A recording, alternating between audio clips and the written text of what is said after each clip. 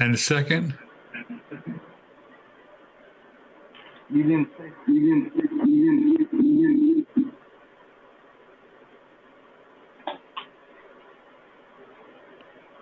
Second.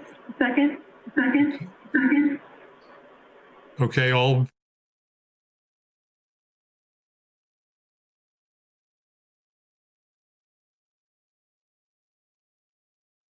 I'm getting the sense.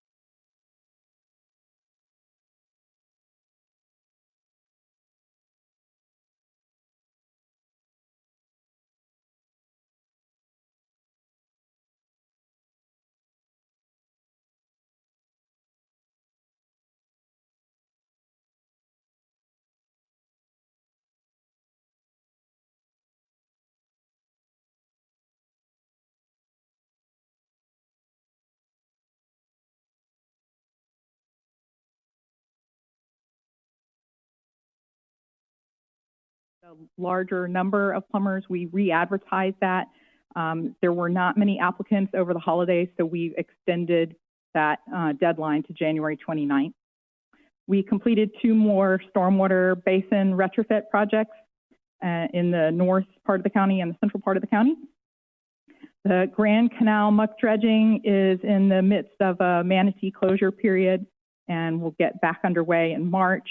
They've been hauling material off the site in the meantime and doing site prep for March dredging again. Cocoa Beach Golf Muck Project, the task order was issued to get field data collection underway, and the survey is currently underway out in the lagoon.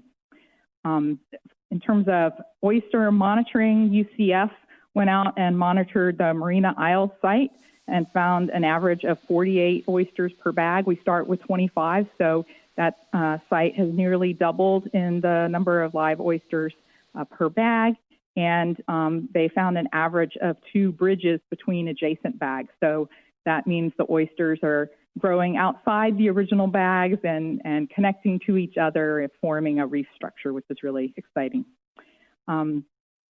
We received a grant from the Indian River Lagoon National Estuary Program to test alternative materials besides the plastic mesh bags.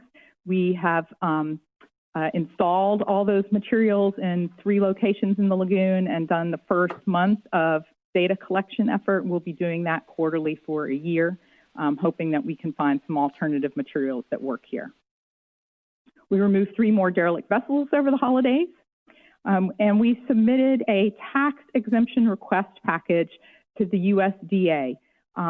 Previously, there was a determination that when we do improvements or fund improvements in private property, whether that be septic upgrades, septic sewer connections, leaky lateral repairs, that the cost of those improvements is taxable gross income for those property owners. USDA has a program that if the improvement is primarily for conservation purposes or water quality or habitat improvement, rather than for the property owner's benefit, that it may be tax exempt. So we put together a very large package. They've confirmed receipt. It started through its review process. Currently it's in Washington.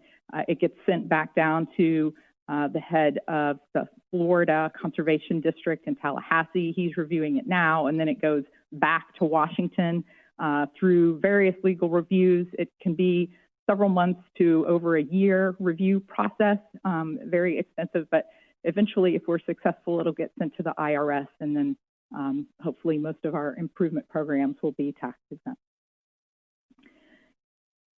We are working on contracts with St. John's River Water Management District for the grants that were approved as part of the $25 million Indian River Lagoon grants by the legislature last session. That includes about $1 million for the South Central Sea Septic Sewer Project, about $1 million for the Grand Canal Project, $350,000 for the Oak Point Package Plant connection to sewer. And then we had two projects that we were partners, although we were not named as recipients. One is the Super Clam project, which we believe that will get funded, even though the prior governing board meeting, DEP had concerns. The data that was collected at River Rocks and the other sites that showed that their survival was really good through this bloom, through the fish kill. That helped increase comfort levels at the state level, and so contracting is underway. It does have to be signed by the governor, so hopefully that will get approved. Also, we worked with Orca and Jibe on a proposal that's being funded that will look at using satellite imagery to map blooms and plumes and movement of dirty water around the lagoon. So hopefully we can get a better understanding of how things, where they start, where they progress, where they last longer, how we might be able to intercept and stop or hinder bloom conditions in the future. The Sykes Creek End Septic Sewer Project, the lift station relocation, this is the first step for construction of that project. That's starting in January. Septic Upgrades, we continue to get a good flow of applications for that, so we're now up to 160 applications that have been approved. On the septic load estimation tool, we had previously only modeled the locations where we thought there were septic tanks based on the Department of Health database. We've had a number of people contact our office who were on septic that weren't on that map, and we didn't have load estimates for them. And so we are now calculating estimates as if there were a septic on every parcel, so that we'll be able to work with people, whether the Department of Health has them on their records or not. Stormwater Basin 22 is under construction, and the smoke testing RFP for the 3 county areas will be posted and advertised next Thursday. There's a few things to point out on the flip side of the monthly report. The Melbourne Chamber of Commerce annual retreat, they focused on 3 big issues this year, and the Indian River Lagoon was one of those. And so I was asked to be on a panel with Dwayne DeFries and led by Lisa Soto. So it was very nice to have that attention to the lagoon. Florida Sea Grant is hosting a virtual water ambassador program. The dates there in January, February, and March, 6 different meetings with different speakers. That looks like a very interesting program. And not listed here because we just got it yesterday, Brevard Zoo is hosting a shell bagging oyster, we call it CrossFit event, on Monday. So anyone who has some COVID-19 pounds from eating chips at home, wants to work off some calories, contact the zoo, Restore Our Shores, and they will put you to work. That's my report, Mr. Chair. Thank you. Crystal, I'm sorry, wait a minute. Anybody have any questions? I did. I'm not sure how to raise my hand because it's asking for audio when I do. So, Virginia, on the UCF clam count, yes. What's the time span from the original 24 oysters to go to 48? Do you know? I believe that site is about a year and a half. I would have to look at the report. So, we're supposed to interpret that as impressive, right? I mean, it sounds like it is. Yes. So the population is growing, and you know, so we started with one population, it's nearly doubled. Yeah. So I don't know, you know, how quickly we would expect these populations to grow, but if they are continuing to grow in these water quality conditions, then the site is suitable, the conditions are suitable for oysters to survive, and we would expect them to continue to grow and expand their population in that area and filter water successfully. And where is the Marina Isles site? It is near the tip end of Dragon Point. Oh, okay. Mm-hmm. All right. And then one other question. The super clam funding for the DEP, you said the governor has to sign that. Yes. Is that unusual? It's, as I understand it, it's for any project that's over $1 million requires his signature. Okay. And this is just over $1 million. All right, thank you. Okay, any other questions for Virginia? I don't see any other hands up. So let's move on then to Crystal. I believe David's hand is still up. I'm sorry. Sorry, Mr. Chair, while Crystal gets her slides ready, I wanted to introduce the panel to, we have a new Assistant County Attorney with us as attorney for the Save Our Indian River Lagoon Citizen Oversight Committee. Christine Valliere has left the county to take another job up in St. Augustine. Very, very happy move for her. And so, Alex, would you like to introduce yourself? Sorry, I didn't give you a heads up in advance, but if you'd like to say a few words. Good morning, guys. My name is Alex SS, Assistant County Attorney. Like Virginia said, I'm going to be taking over for Christine Valliere. So if you guys have any questions or need me to, look into anything, I'm more than happy to help. Just let me know. Do we have Alex on camera, or is that, am I doing something wrong? And I will forward his email address so that you all have access to him. Okay, thank you. Crystal, you ready?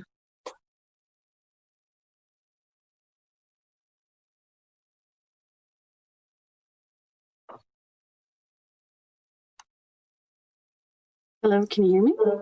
Yes, ma'am. Oh, good morning.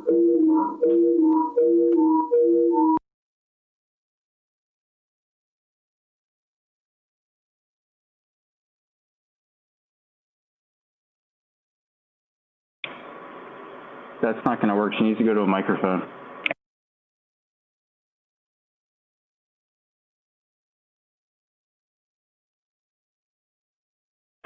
You'll have feedback.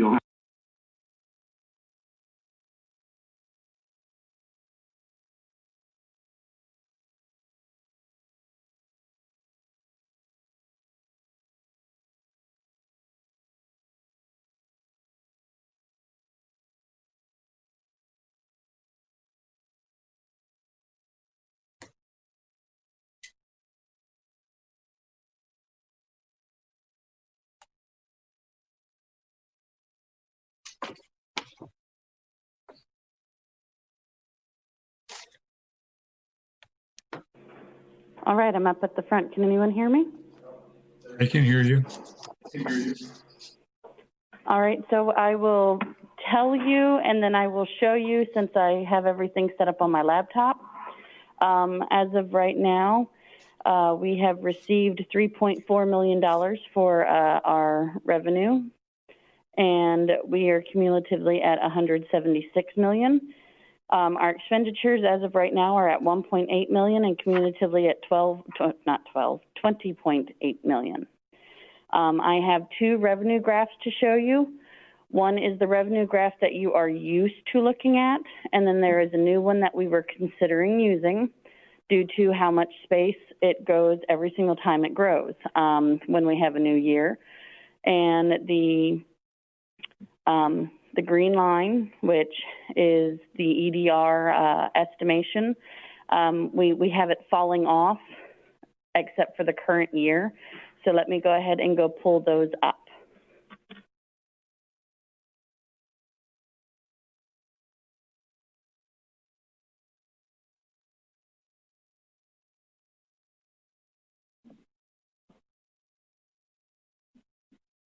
And I can try to narrate those for you, Crystal, once you get them up.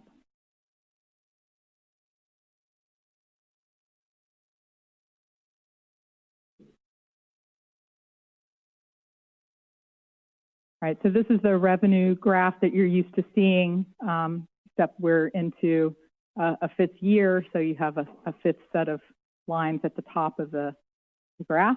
But if you can actually, right underneath Crystal's image, you can see that you cannot see that we finished out last fiscal year just over our previous estimates. So despite the reduced revenues in February and March and April, we made up the difference over the rest of the year and finished just over budget.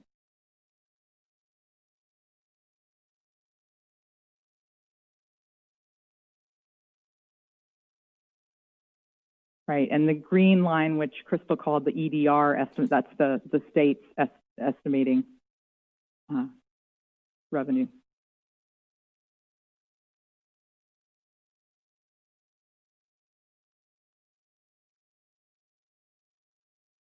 So we had received some feedback on whether that was the best way to show that information, and the Crystal is showing this sort of more traditional way to graph a revenue stream. The numbers get very small and difficult to read, which is why we had done it the other way. But if folks feel that this is a better way to portray the revenue, we're happy to adjust. Hey, John, I can't figure out how to raise my hand, but is there some way on the previous format, which I really like, as we get, 5 years into the plan, maybe we can compress the first, 3 years into like some summary line, and then just have, the most, like if we think 5 years is about all we can get on that format, then, compress anything that's older than 5 years. Right. We could just sort of scroll the previous years off the bottom and set the x-axis at, the third year revenue, or, continue to scroll that up. Yeah, that would work for me. Okay, Charlie Venuto, got your hand up? Yeah, I'm starting to look at that. I don't want this to get into conversation about chartmanship, but it almost looks like maybe that could be better represented using some sort of yearly and accumulative bar graphs. That last chart was really hard to read. The data was too squished together. So just a thought, you could play around with some other sort of means of displaying the data. Yeah, that was just difficult, even with it not being so squished as it was in the other slide. Just a thought.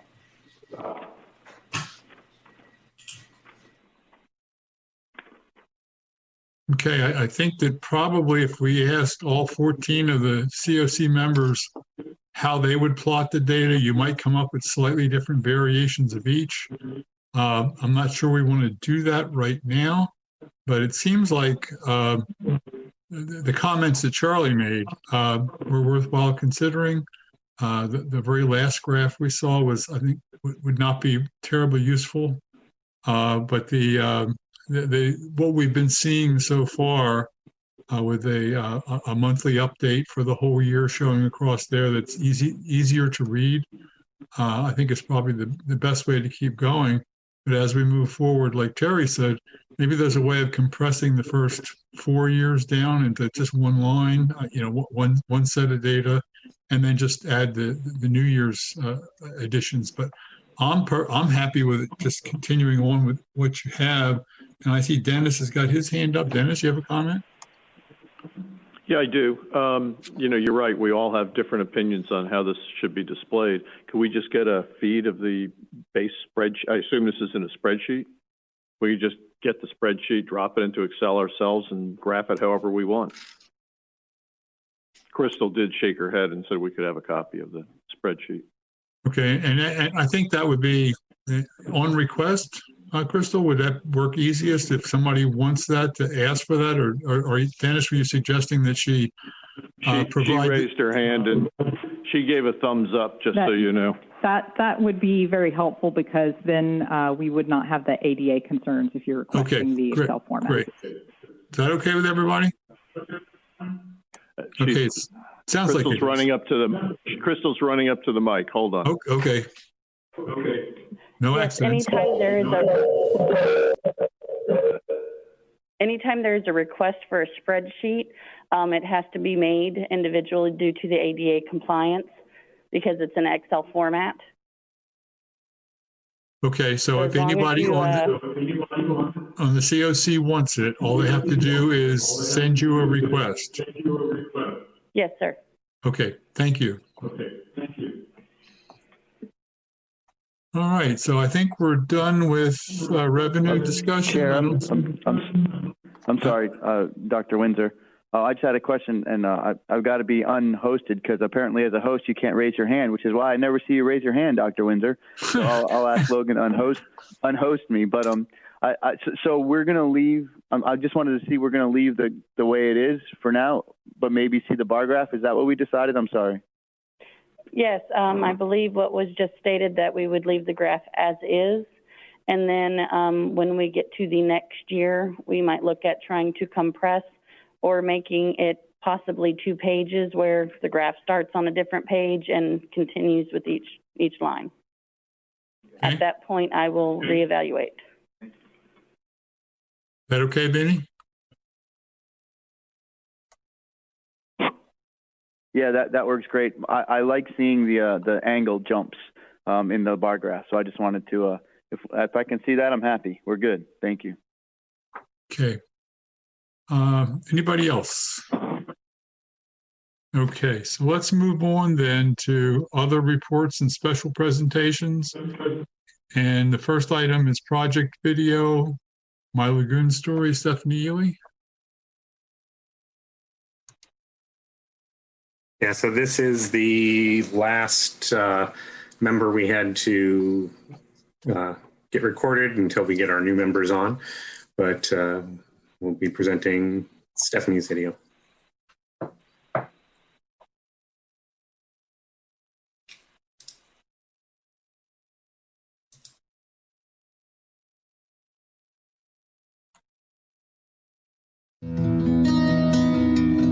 Probably one of the first memories of my entire life is of the lagoon and Logan. spending time there with my family. Logan. Sorry, we got the wrong video. Let me fix that. Hold on.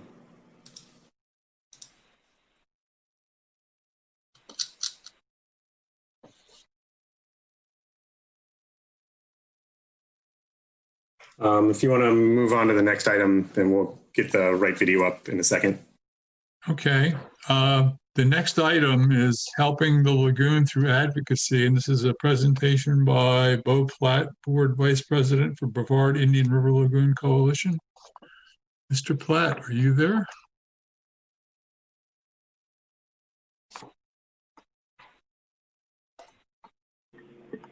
I am here. Are you ready for the presentation? You want to introduce yourself?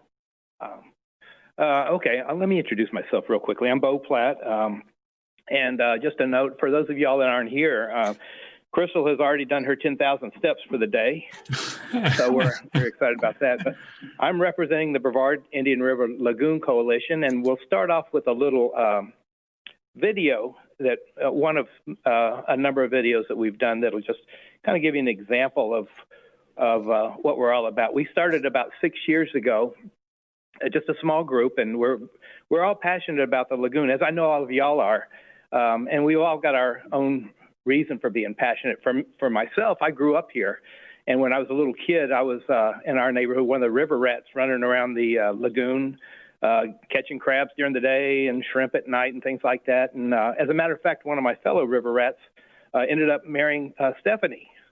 So we've all got a little history here. So he's grown up a little bit, as have I. But we remain passionate about the lagoon, and we're working hard to educate the public and restore the lagoon. So.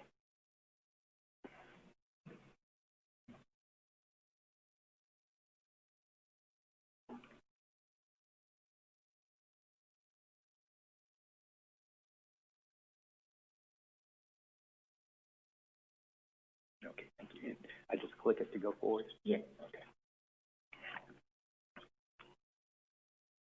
Okay, so here's our video.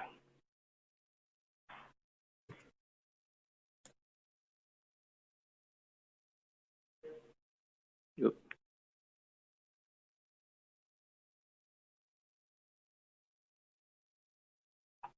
I think that would have to go through Logan. Yeah, I'm not sure we can do that. I didn't know it was in a PowerPoint. Oh, okay.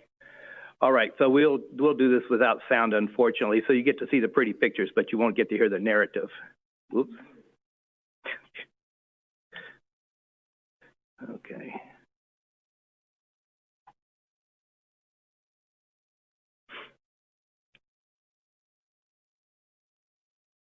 So these videos are aimed at a general audience, and we do a variety of them, but we try to show some of the beautiful aspects of the lagoon that we're all familiar with. And, you know, the lagoon to us is critical because it's the lifeline of our county. It runs the whole length of our county from north to south. And we show some of the activities aimed at restoring the lagoon, some of the lagoon residents, of course, the manatees, the largest baffle box east of the Mississippi that just recently was finished that'll remove a lot of debris from going into the lagoon and forming tomorrow's muck. There's a picture of the Cone Road project that we're really excited about, and I'll talk a little bit more about that later. Mangrove planting to restore natural seashores. Oyster restoration that Virginia just talked about. And there's a picture of the volunteers placing the oyster shells out there. Kate from the Brevard Zoo's been really instrumental in helping us with that.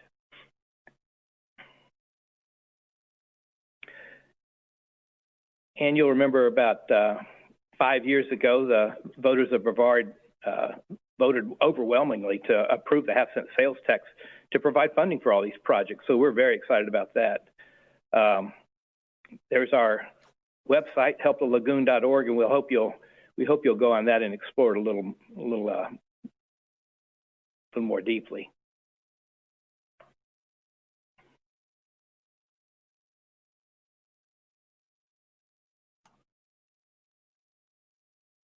And then you can also look at this on our website, and you'll hear the narration, which will be a lot more effective than what mine was. So I don't know that everybody's really familiar with who we are. So let me just give you a little detail. We're independent. We're not affiliated with anybody else. Somebody was asking me earlier if we're part of Marine Resources Council, and we support their activities, and we kind of work parallel with them, but we're not a part of MRC or NEP or any other group. So we are independent. We're nonpartisan, and I think that's a big thing. We've got members from the left, members from the right, people.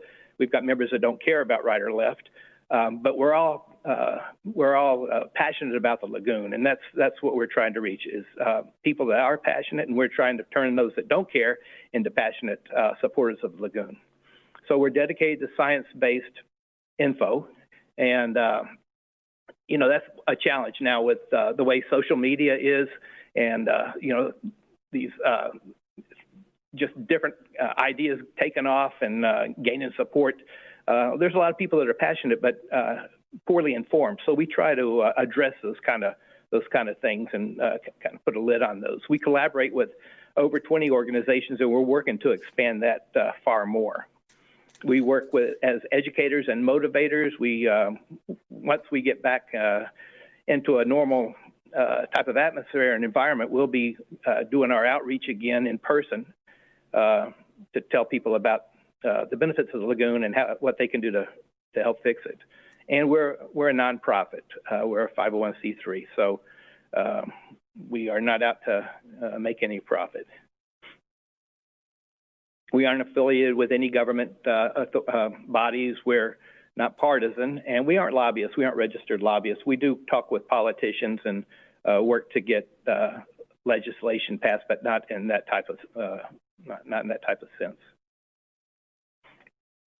This is an example of one of the events that we had done. Our last one was about a year ago in Satellite at Satellite High School.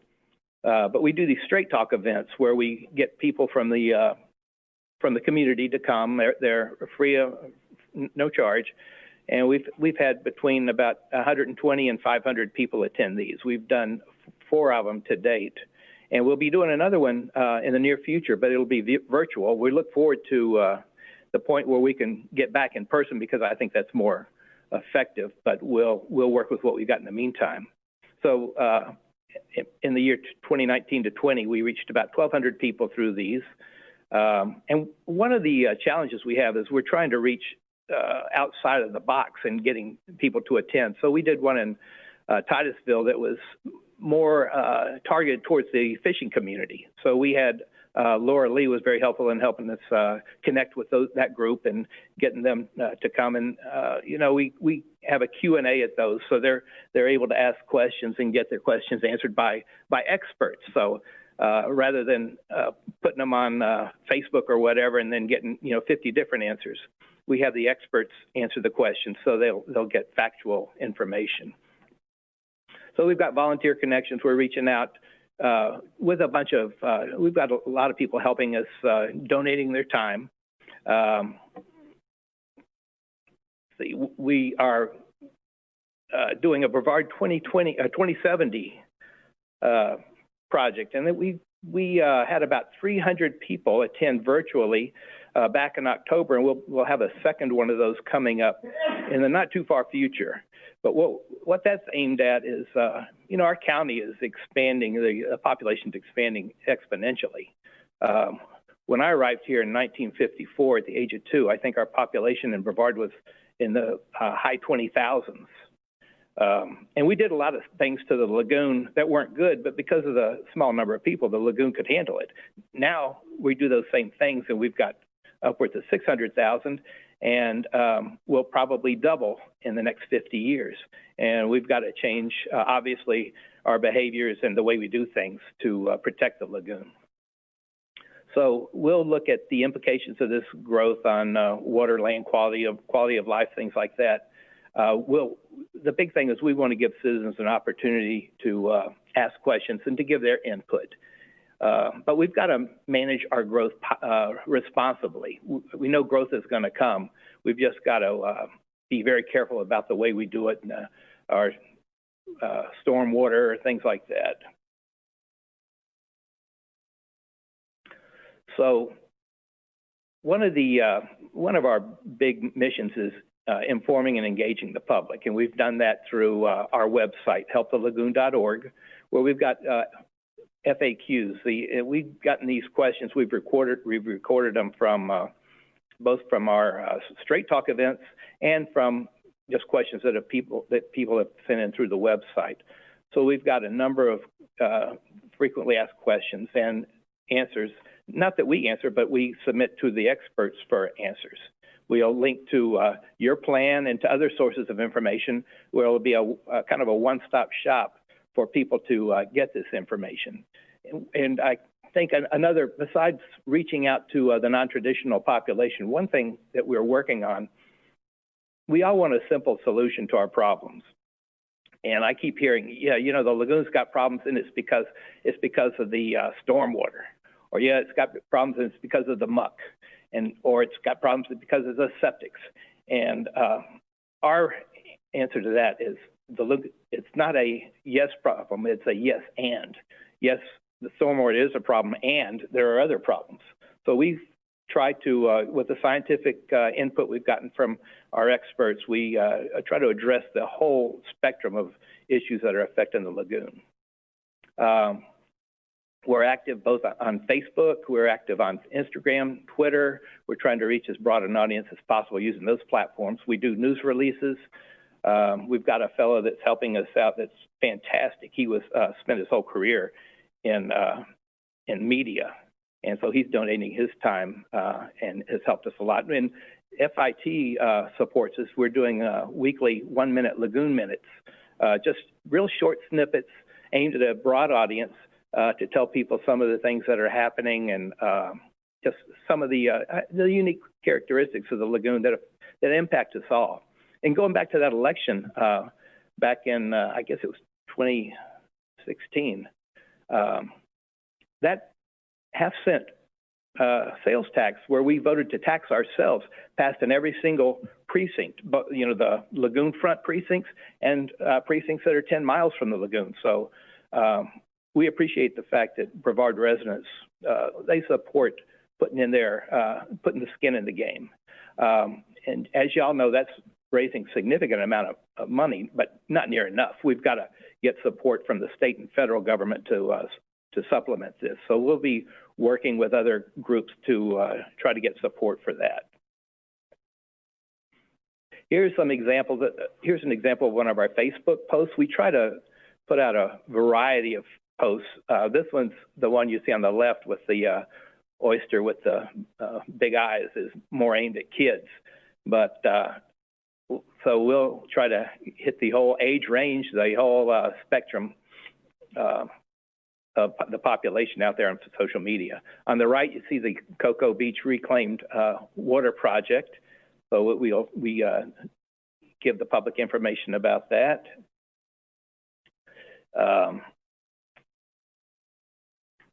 More projects. One of the things that there's a lot of things going on that y'all as committee members know, that a lot of successes, but the public doesn't always find out about them. I keep hearing, we're putting all this money in and nothing's happening, or the money's just going into some pot that we never hear. So we'll try to celebrate these successes, these different projects that are going on, and not only the completion of the project, but the impact that it has on the lagoon as far as improving the water quality and the just the whole quality of life along the lagoon. And we talked earlier about this Cone Road project, and I thought that was, I went out and took a tour of that with, and I know some of y'all were there also, but that was really impressive to me. I'm totally a layman. I'm not a scientist, but it was just so easy to see the benefits that this brought both in stormwater and in the septic tank elimination. This area previously had this really deep ditch right next to the road, which looked to me to be pretty dangerous to anybody walking or riding a bike, that you might end up in that ditch. But it eliminated that by putting a stormwater pipe under there that now, instead of going right into the lagoon, goes through this big filtration project, denitrification ponds, and filters through several processes, and finally the filtered water goes into the lagoon, so eliminating a lot of debris and stuff that will eventually form muck. It also eliminated 80 septic tanks, and the thing I thought was really interesting about this, a lot of these 80 septic tanks were at businesses, and the septic tank was under a parking lot. So that septic tank hadn't been addressed in decades, probably. So there's no maintenance of those septic tanks. So that took us from like 19th century technology up to 20th or 21st century technology in just a couple of months. So that was exciting to see that. We've got these Help the Lagoon cards, and I will give a few of these to the group that's here in person. Excuse me a second. Oh, this is another. You're getting a double. And for those of y'all that are virtually, the card is on the screen. If you'd like some, you can reach out to our website, helpthelagoon.org, and there's a contact us link. And we'll send you 1 or 1,000 or however many you'd like. But we are distributing these both at our in-person events. We've gone to like marinas, just sporting goods stores, whoever is interested in passing these out to customers. When we've asked people to put these in a bag when you sell something, things like that. So, and this is aimed at just about everybody: boaters, business owners, pet owners, whatever. So, little tips on just things that we all can do to improve the condition of the lagoon. And then our next project, we're trying, as I said, we're trying to reach populations that we haven't reached in the past. So we're going to be reaching out to new residents, people that come here And I personally can relate to this because I lived here until I was about 18. And then I ended up spending most of my career in Texas. And because of my love for the lagoon, I moved back here about 8 years ago. And although I knew what the lagoon was and everything, I had no idea about, what the problems were or what I could do to help the lagoon or how to get involved. So this is aimed at people, new residents coming into Brevard that although they've probably seen the lagoon if they've driven up and down US 1 and they think, oh, this is, a beautiful piece of water. But this will tell them a little bit more about the lagoon and give them some pointers as to where they can go to find out more information. And we'll be reaching out to try to diversify both our board and the group of people we reach in the near future. Mostly once we get back to a post-COVID environment. Hopefully that won't be too far.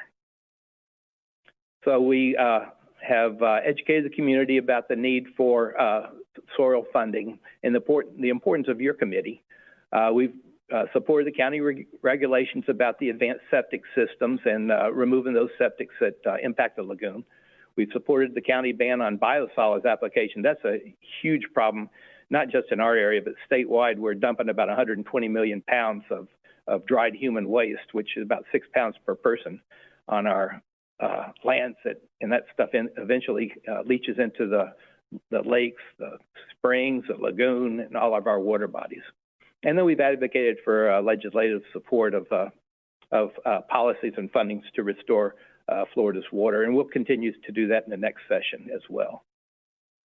Here are some of our partners, and we're working on getting more. And then our website again, we're on facebook.com/BIRSLC or helpthelagoon.org on the web. So that is my presentation. I'd like to end it though by, I want to thank your committee, the Citizen Oversight Committee. I've been attending your meetings in person up until we shut down about a year ago, and then I've been attending virtually. But I really want to thank you guys for the hours. I know it's hours and hours and hours you spend studying the agenda and all the details that go behind it. So I want to thank you, and I also want to thank the county staff for their dedication, for dedicating their careers to improving our quality of life here in Brevard. So that's it. Do y'all have any questions? Thank you, Mr. Platt. I see a lot of hands going up, and I see a lot of echoes. Vinny, how about you? Thanks, Beau. First off, I consider myself a river rat as well, so that's a term of endearment. And I like the picture with the clams. I don't know if that means I'm a kid or something, but I really like that picture with the clams spoke to me. But truthfully, I wanted to thank you and the rest of the MRC. You guys have been pushing this issue for so long. You're volunteers. Nobody's getting paid. You have come to the meetings. You guys have held events. T-shirts. I tell people all the time, those blue T-shirts you guys had back in the election were amazing. T-shirts always win. But seriously, thank you and the other citizens that are part of the IRLC. I think I said MRC. Sorry, Indian River Lagoon Coalition. I'll correct that. And you just said we're not part of that, and I know that. But seriously, thank you guys for continuing to take the time and effort from your days and your lives to help push this issue. So thank you. Well, it's a labor of love for all of us. Yeah. Dennis Basile, you got a question? I do. More of a comment. Beau, I really like your brochure. It's beautiful. To get to your demographic of that you're trying to get the new residents, I would suggest I see that the realtors help support this. I'd suggest we get it directly into our hands as realtors. I'm a realtor, past president of our board, and also drop it to the title companies. They're the ones that are doing the closings right on the spot. And if they would probably all put this on their conference room tables for closings, and it's so pretty, people pick it up. So that's just a suggestion for distribution for you. Okay, we're working with the realtors. I hadn't thought about the title companies, but that makes obvious sense. So yeah, we'll do that too. Thank you. A lot of the title companies are members of the association, Space Coast Association also. Charlie Venuto. I guess I want to echo, no pun intended, what a lot of other people already said. But I was kind of curious for the organization. How are you guys structured? I mean, do you have a president, a vice president? And who's in those positions? Vince Lamb is our chair. MJ Waters is our past chair. I'm the vice chair. Our secretary position is open right now, but we're working on replacing that. And our treasurer is a guy named Dave Carbone. But we've got about, I guess, about 10 members. We're working on expanding that, but I think we're going to wait until after we're able to meet back in person before we move forward on that. But we've got some other people in mind for expanding our board to broaden our reach to the community. Okay, any other questions? Oh, and we're mostly funded by board member contributions. We aren't, out there looking for big grants or anything like that. We have gotten one small grant from NEP that helped us pay for the printing costs for that brochure for the new residents, but that's the only grant we've gotten. So we're just mostly driven by donations. Okay, thank you, Beau, and thanks to all the Brevard Indian River Coalition for all the work you've done. I actually had one question for him.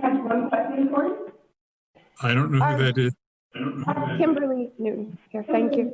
I'm curious if any of your data that you collected in your education, if you're sharing that with the resiliency survey that Brevard is doing right now. Okay, I'm sorry, I didn't understand that. Can you resiliency survey that Brevard County has just been working with the Natural Resources Management during a resiliency survey. Okay, I'm sorry, I can't understand. It's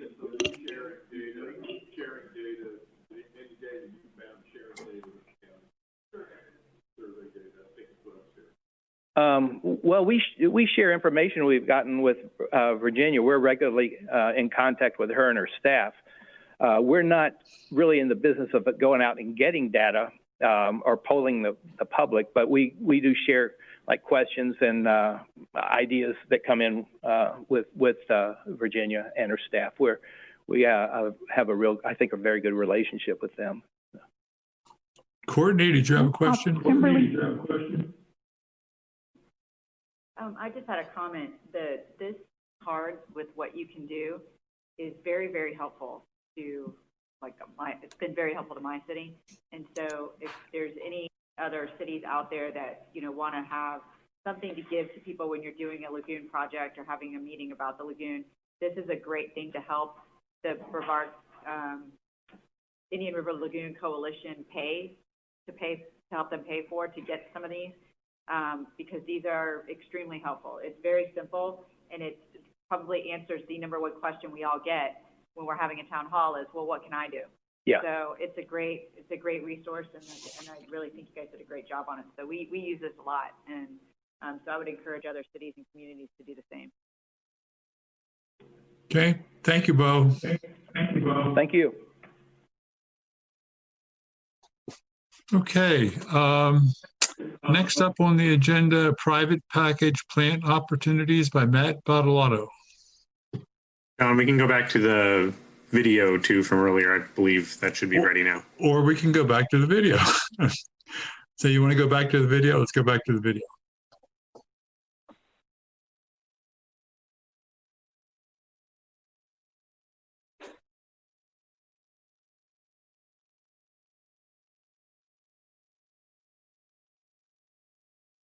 Logan, are we ready with the video?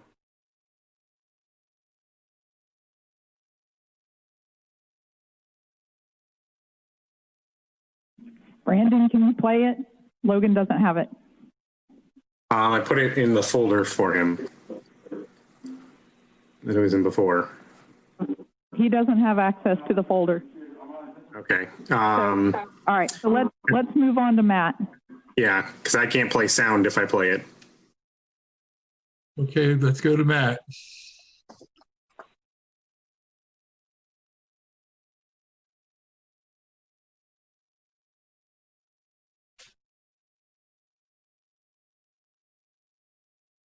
While we're waiting for Matt, Stephanie, did you have a question?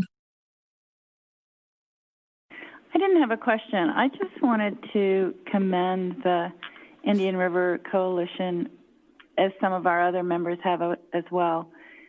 I'm amazed at what they're doing with such a small group and how important and vital it is to the efforts that we're producing. So thank you. Thanks, Stephanie.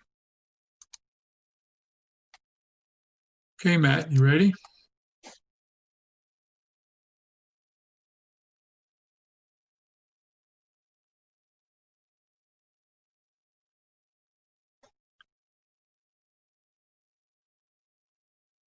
Matt, are you muted? We don't hear you. Can you all hear me all right? Yeah.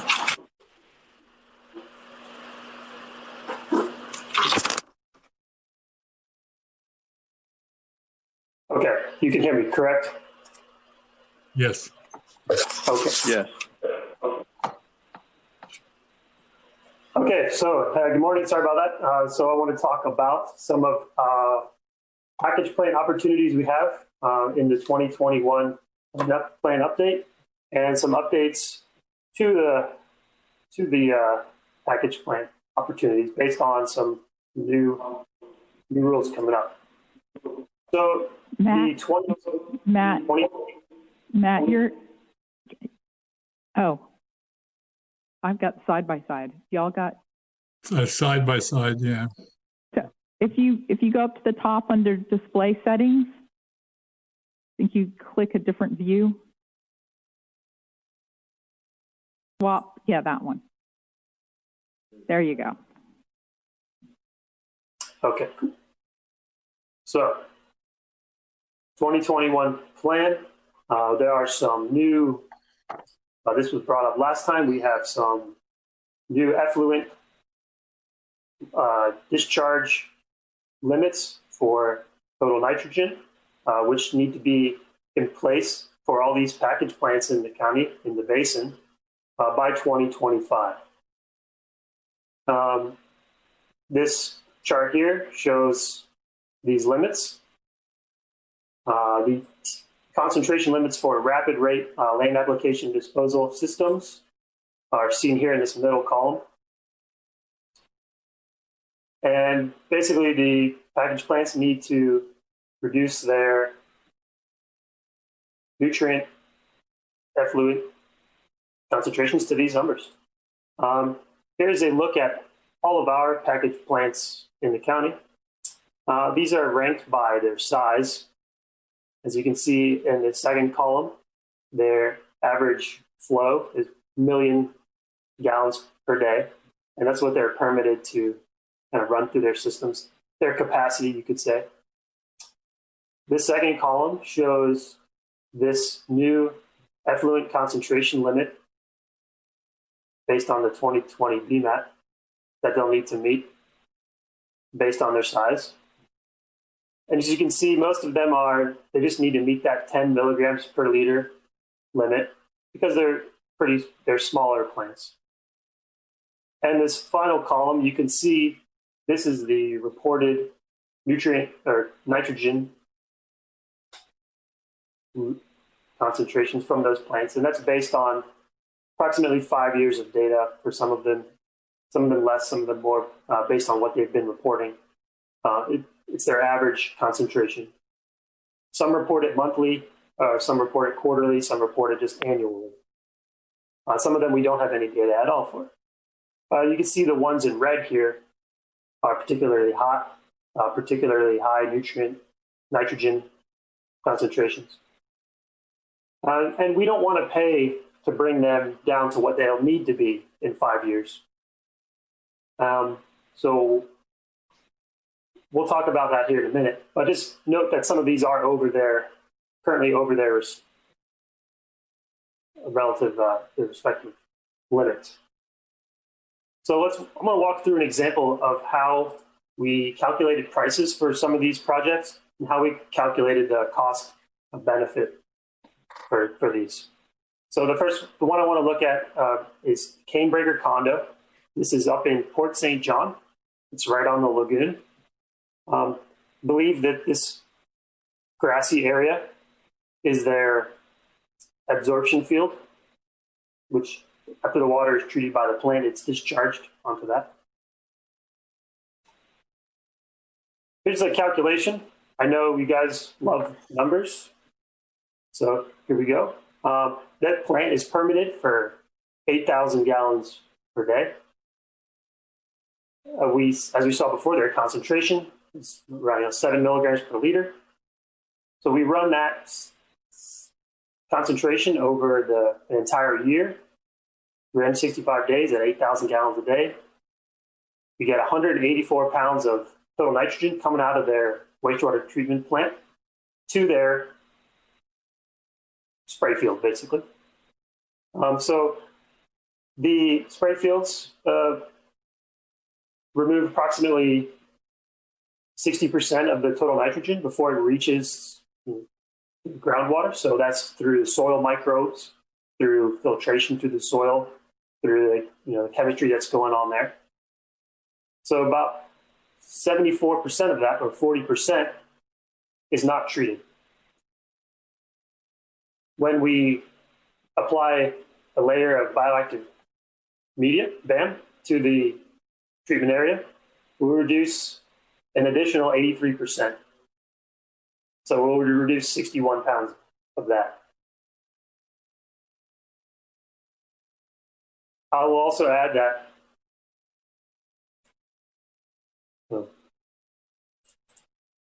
that 74 pounds per year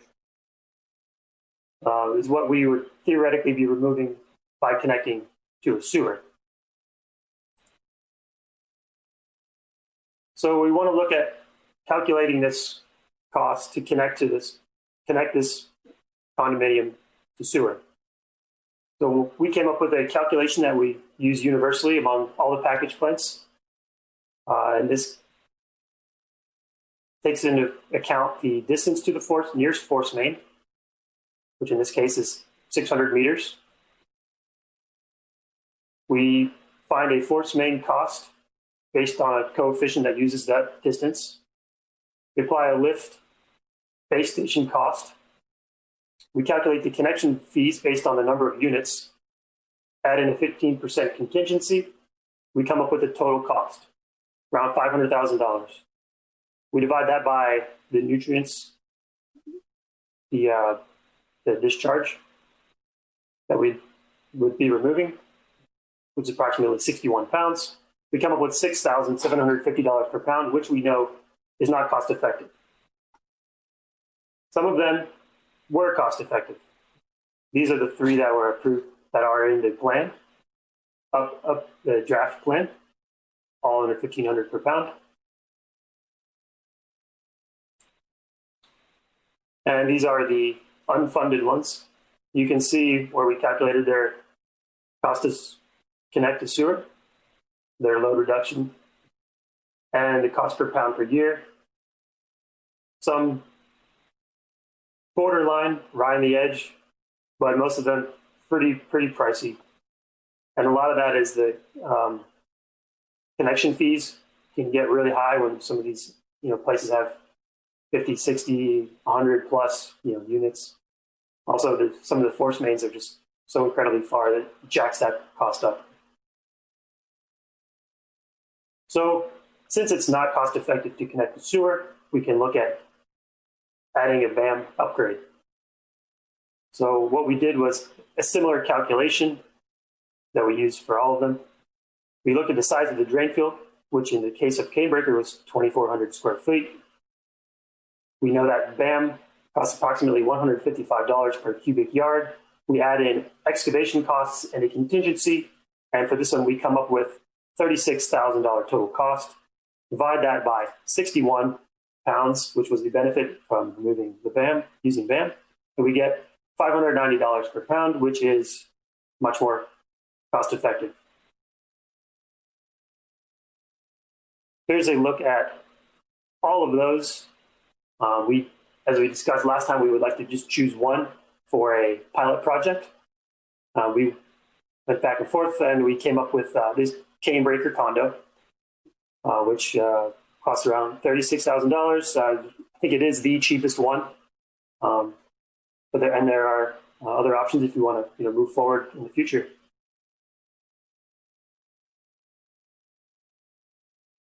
And there are also, we have these funded, cost-effective ones on the public facility side. So since we decided to choose this, we'll just take a look at this one real quick. This is Cambrigger Condos up in Port St. John. Zooming in here, you can see it's right on the lagoon, close to US 1. Here's that picture again right there. And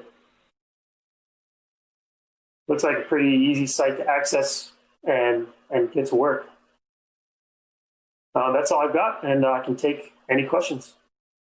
Okay, Stephanie Ely, you have a hand up? My question is, what are the repercussions? What are the penalties if you don't meet the standard within the time frame?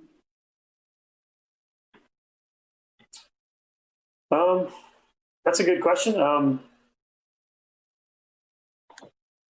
I'd have to get back to you on that. I know they receive warnings and stuff, but they have this. They're submitting these concentrations to them. So yeah, that's a good question. Okay.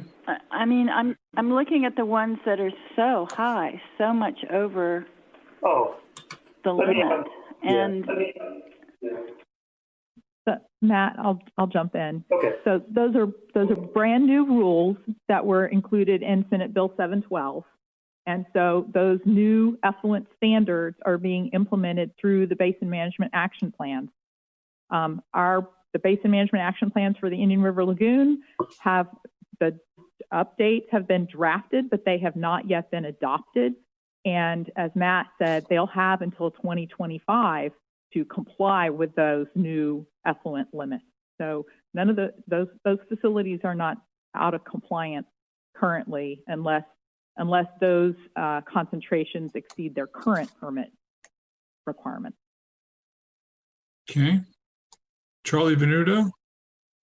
Yeah, so I got a couple questions. I was curious to see that one of the package plants is at pad 39A, which I was kind of surprised because I thought KSC had gotten rid of all their package plants and all their large plants, so everything to Cape Canaveral. I'm kind of wondering if there's any other package plants at the Space Center. That's more of a comment than a question anybody here can answer.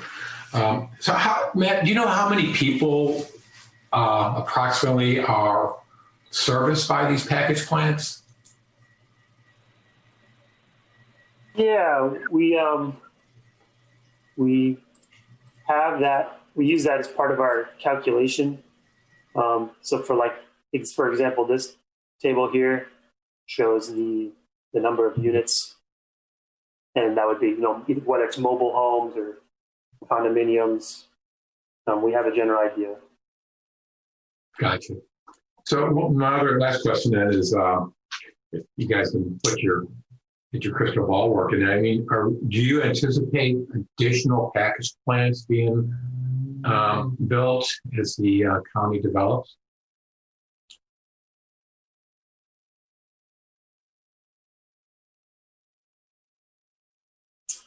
I hope just fixing the ones we've got, but I can't answer for certain.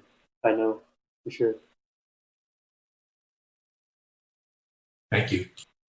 Okay, and David Lane, you had your hand up, but you seem to have disappeared. I took it down. Okay, thank you. Todd Swingle?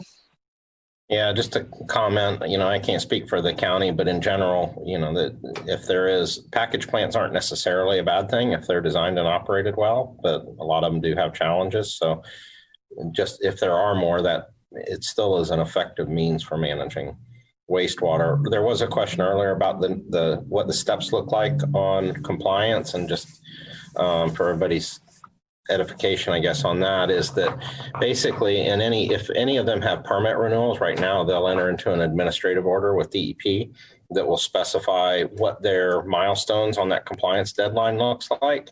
And if they're in non-compliance with those milestones, or at some point after 2025, they would go into an administrative order of consent, which is essentially DEP's compliance and enforcement tools, which is a legal action against those. And they can go any number of ways. They do include fines, and then they include some driver toward agreement that is either remedy of the issue, or in many cases, it could be a driver to connect to central sewer that's provided through another entity.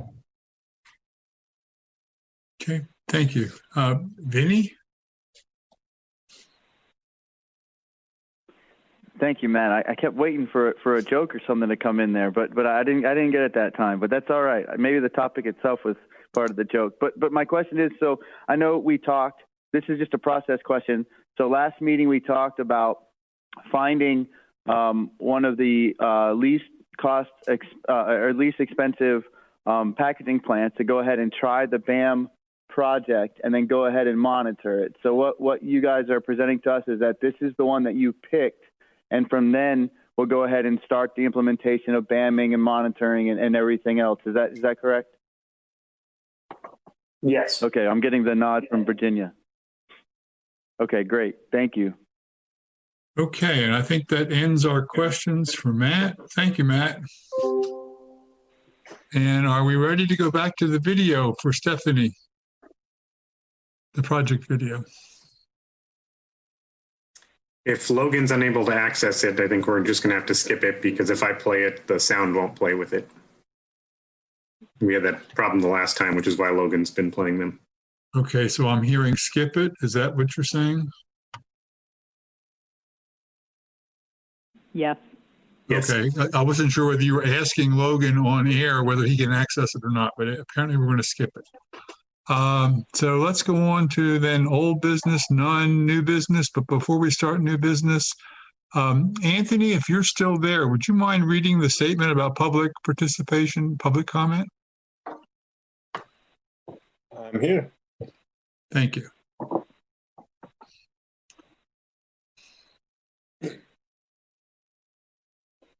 So, all attendees are muted and must be unmuted in order to be heard.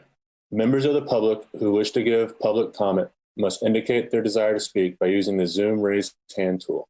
For those participating via computer, attendees will see the raise hand tool at the bottom of their screen, and participants will need to select the participant's icon at the bottom of the screen. The raise hand tool is an icon at the bottom of the participant's window. For those participating via phone, dial *9. The meeting host will see a list of everyone who wants to speak and will unmute speakers one at a time. Your name will be called when it is your turn to speak. Please state your name and residence. You will have 3 minutes. The timer will sound at the end of your allotted time. If no committee members have clarifying questions for you to answer, the next speaker will be called and unmuted for the 3-minute window. Back to you, John. Thanks, Anthony. Okay. The highlight of our agenda today, the draft Save Our Indian River Lagoon Project Plan 2021 update, something we've all worked on, especially the staff, for months and months and months. Let's see, Marcy's not going to be here today, I understand. So Virginia, you're going to lead us through this?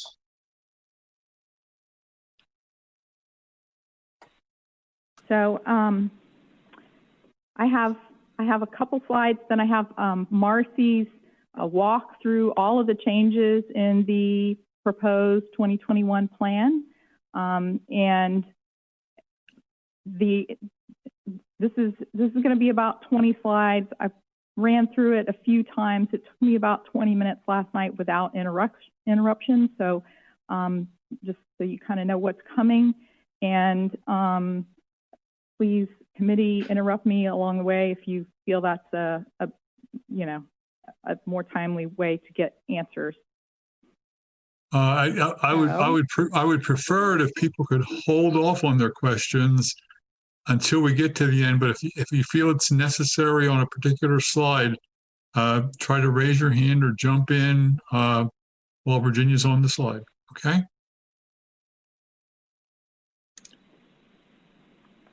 All right.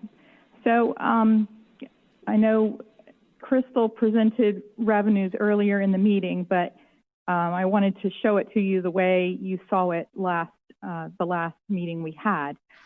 So September and October were previously yellow because they were estimates, and they were estimates that really took into consideration the August collections that were much lower than previous and lower than anticipated.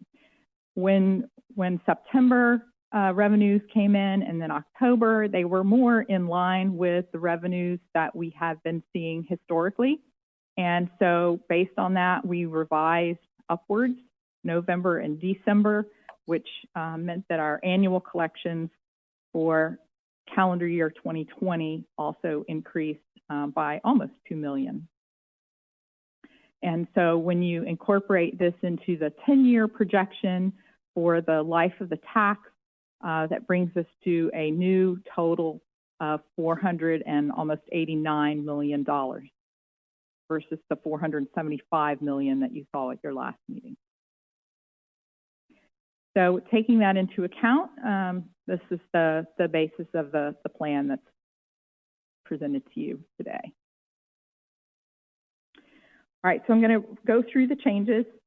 First and foremost is obviously the changed format of the plan as discussed by the committee previously, and the difficulty of having information broken into chapters of what changes happened in each year. So instead of all of those annual update sections, the information is grouped by project type in section 4, where those project types were originally introduced. And the tables now show all of both the original projects and the additional projects, with columns added to show what year each project was added. We deleted old information from past updates that has since been replaced. So things like the old cost share matches and previous revenue projections, those are just gone. The unfunded educational outreach programs are gone. That appendix was deleted. The old septic system prioritization methodology that was replaced a couple years ago, that's gone. Other, miscellaneous bits of information. Acronyms, we're spelling everything out now because of ADA compliance, so you didn't need the acronym sheet anymore, and other formatting changes for ADA compliance.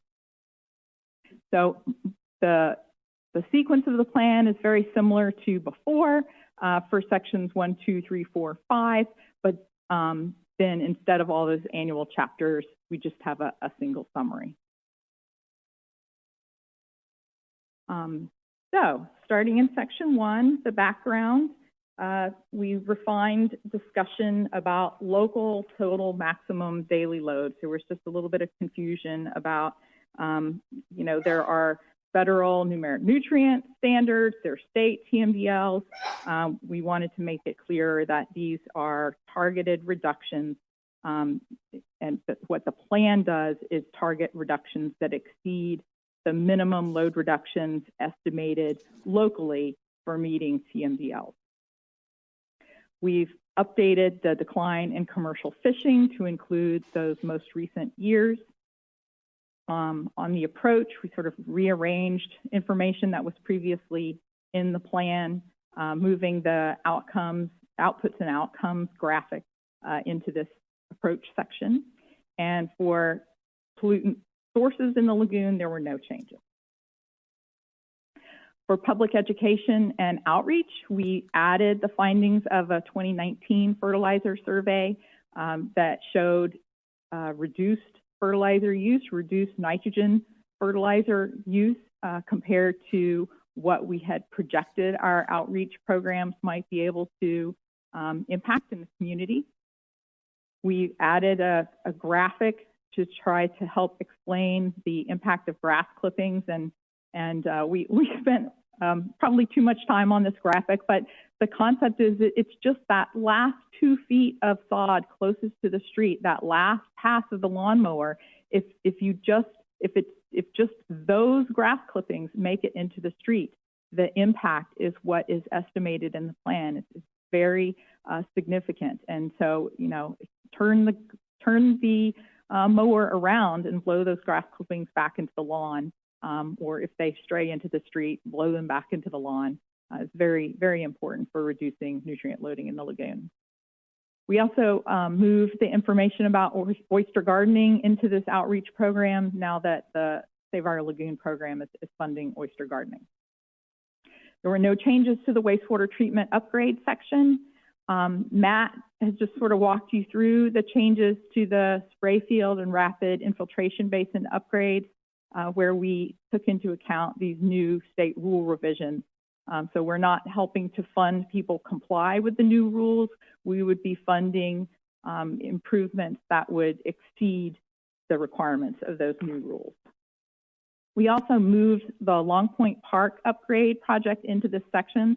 The Longpoint Park upgrade was one of the very first projects we completed back in 2017. And at that time, we didn't have a package plant program in the plan. So we treated it as if it were a septic upgrade. We had it in that section of the plan previously, but now that we have a package plant section, that's where it really belongs.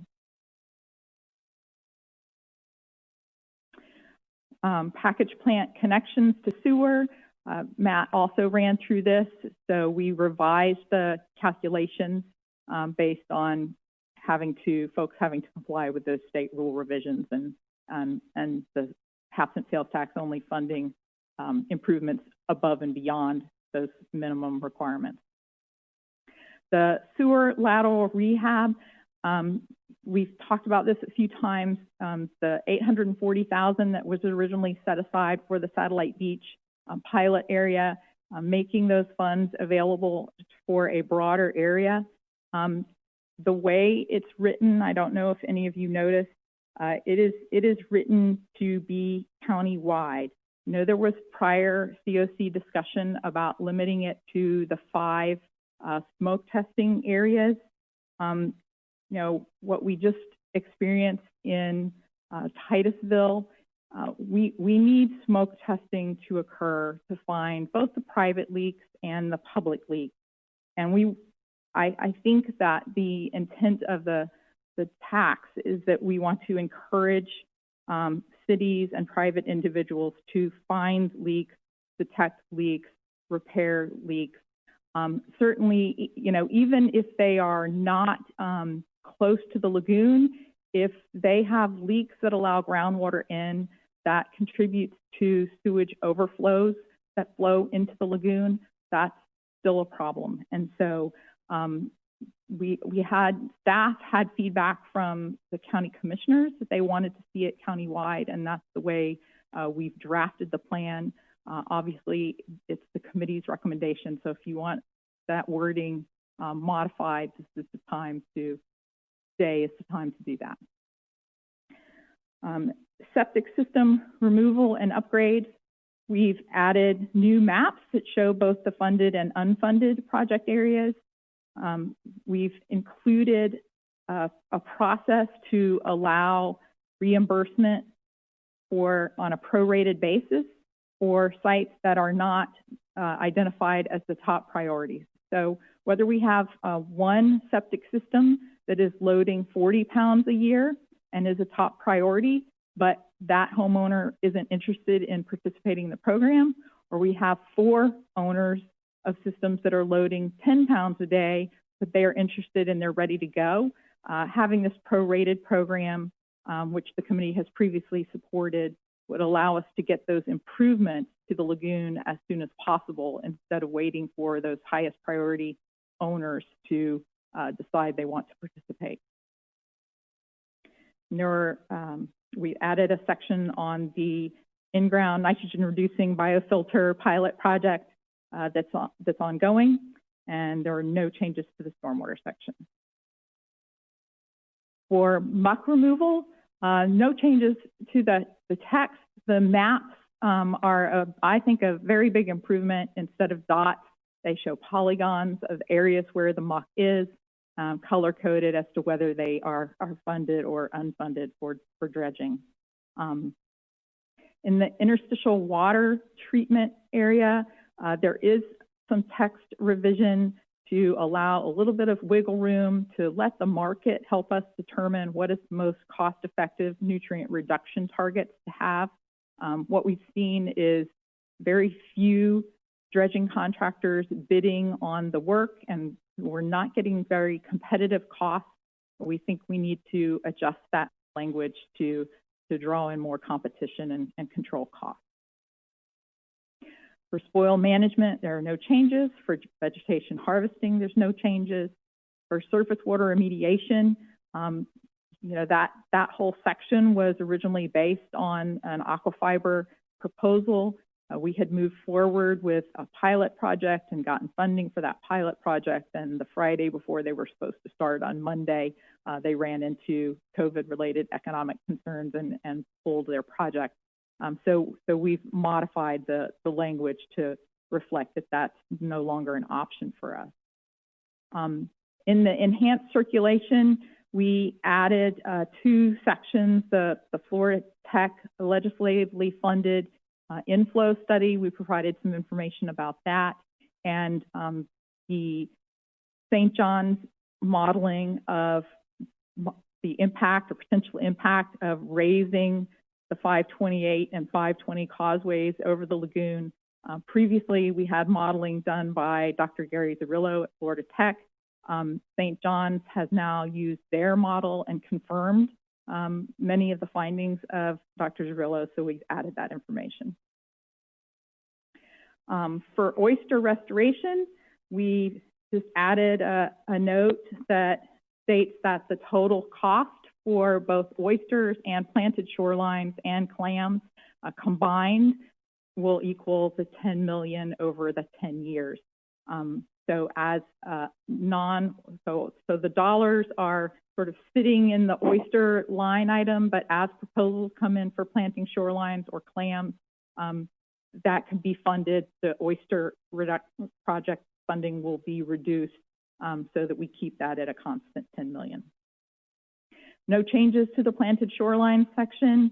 In clam restoration, we've added the $60,000 pilot for aquaculture stimulus program and added information about the grant funding for the super clam project, which when we wrote this, we did not think that that project was going to be funded, but as of earlier this week, it sounds like that project will be funded. So that's great.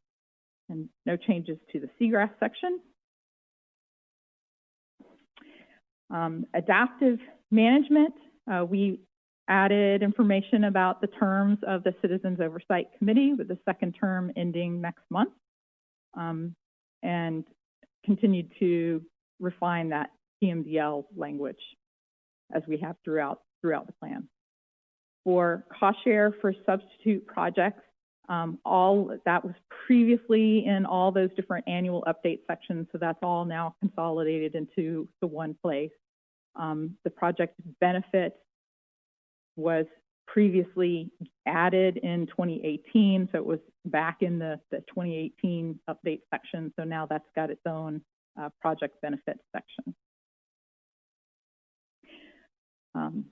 The next is responding to implemented projects. So this area updates the tax funds expended so far on completed projects, and we have maps of the locations of completed projects, names of the completed projects.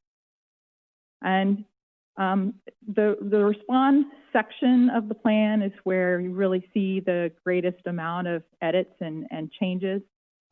We have a lot more information now with which to respond to, so we worked hard to include that in the plan update. So there's a new table on all the projects that are not just completed, but a separate table of projects that are underway, showing that those projects underway add up to over $200 million. we talked about the fertilizer use survey and also about the retail store signage effort and compliance with posting those signs. We've added the new Lagoon Loyal program. We talked about moving the Longpoint Park to the package plant section. We also have data from that project. So far, the removal is over 60%. We're continuing to collect data on that site, which will help us with designing the Cambrigger condo if we move forward with that one. We added groundwater data that was collected in the sewer lateral pilot project and information about having plumbers on contract. We have more actual costs for septic to sewer and septic upgrade projects, so we've added those more updated costs. We have results from baffle box monitoring, so we've included that data. There are lessons learned from the muck dredging projects and some graphs that we've pulled from muck dredging lessons learned reports. We have, back in 2018, after that fish kill event, we purchased some aerators. There was a lot of press. There was a lot of folks that thought aeration was the answer. And we purchased aerators. We installed them in some very sensitive areas. We monitored the dissolved oxygen levels, and really they're just not capable of functioning at the scale that is needed for the lagoon. Certainly they work in small fisheries applications, maybe in canals, but not on a large scale. Anyway, we wrote up the results from that work that we did and provided that in the plan update. There's a new section on the success of oyster restoration and planted shoreline monitoring, the results from the UCF third-party monitoring, and the impacts or the results from the countywide groundwater monitoring program, where we're comparing groundwater concentrations in septic areas, sewer areas with reclaimed, comparing that to natural areas.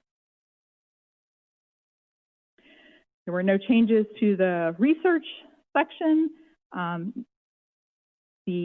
of the unfunded projects that had been included in various places throughout the plan, both in the original where that project type was introduced and then in annual chapters where things had been removed, all of that is consolidated into a single set of unfunded project tables and lists.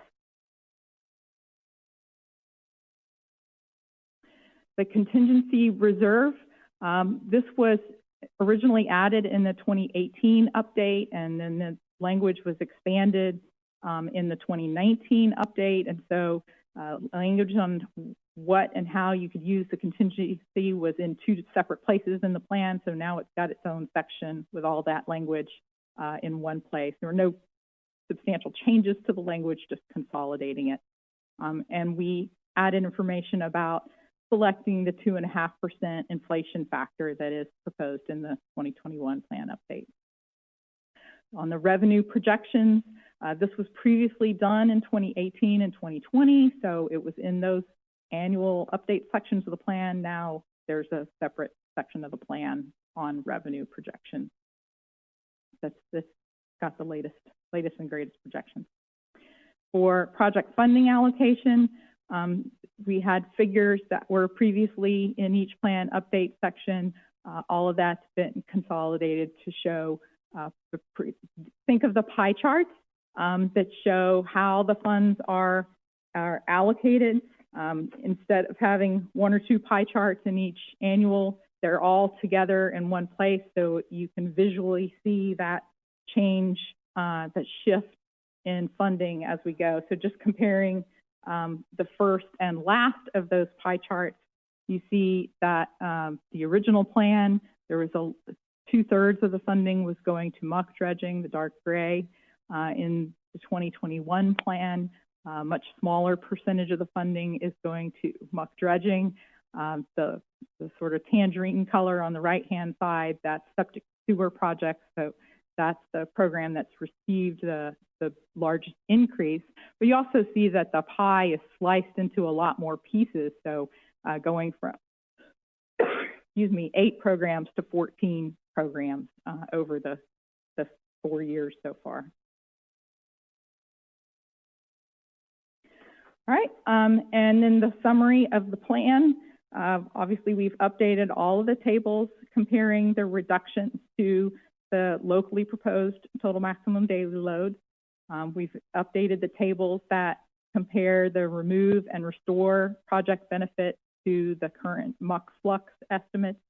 We've updated the tables that summarize estimates of the nitrogen and phosphorus reductions for all of the funded projects and the estimated cost for those projects.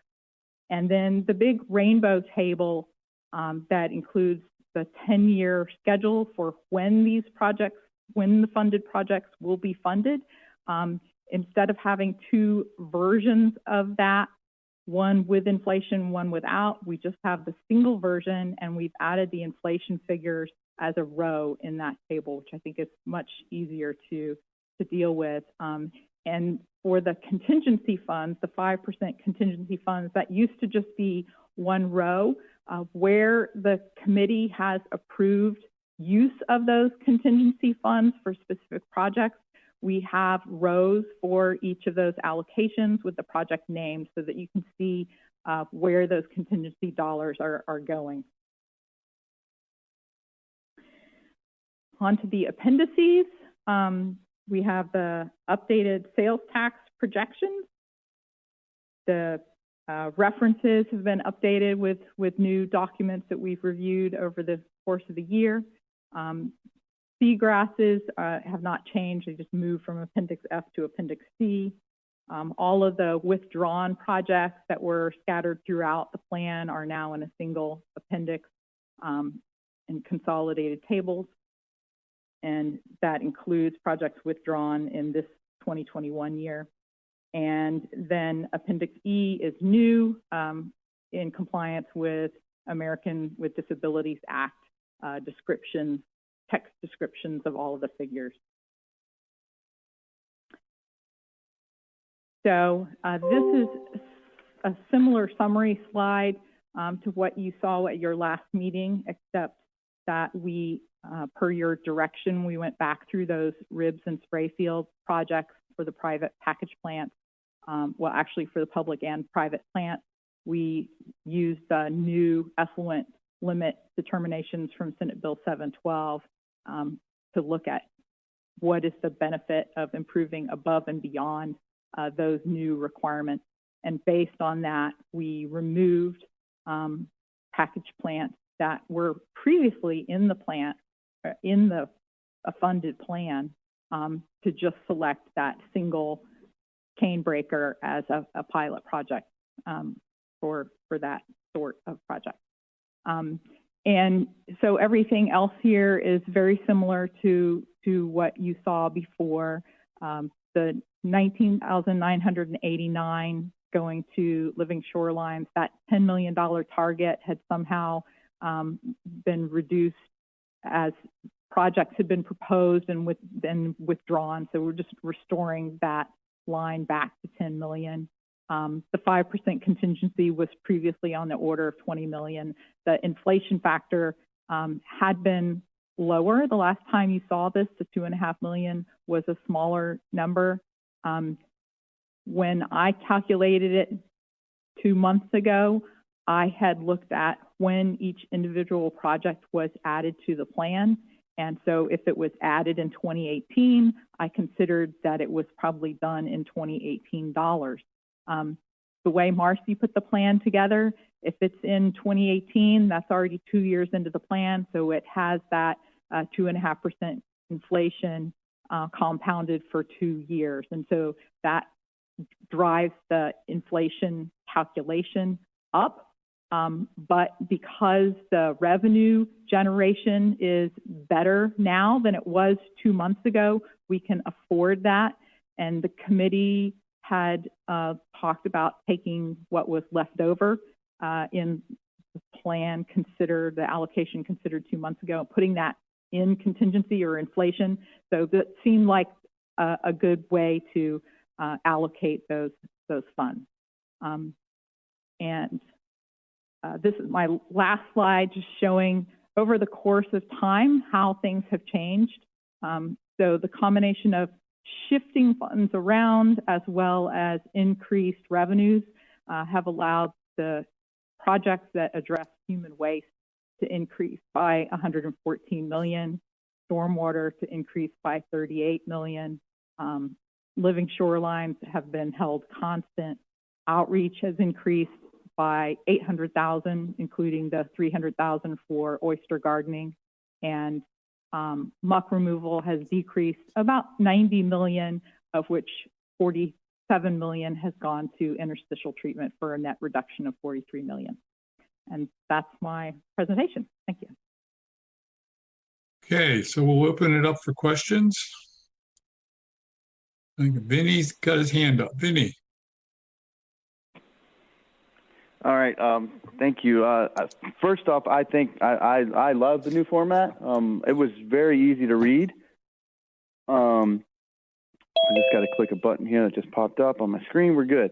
So yeah, I thought it was a really good update. I had a few questions. First off, what did we forget Palm Beach? They got added on that first page as a Palm Beach County, and I just want to make sure I understand. I always heard the phrase was there are 5 counties that are on the lagoon, so it's technically 6. So Palm Beach County, there's a teeny tiny end of the lagoon that crosses into Palm Beach County, and back in 2016, back when the Indian River Lagoon Council was being, the Indian River Lagoon program was being transferred from St. Johns River Water Management District to an independent council. They had contacted Palm Beach County and they said, you know, we've got our own thing going. And so all of that sort of happened at the same time, and Palm Beach County wasn't talking then, so they were left out. In the last year, they have wanted to be included in the Indian River Lagoon National Estuary Program discussions, and so they've been added to that plan. We're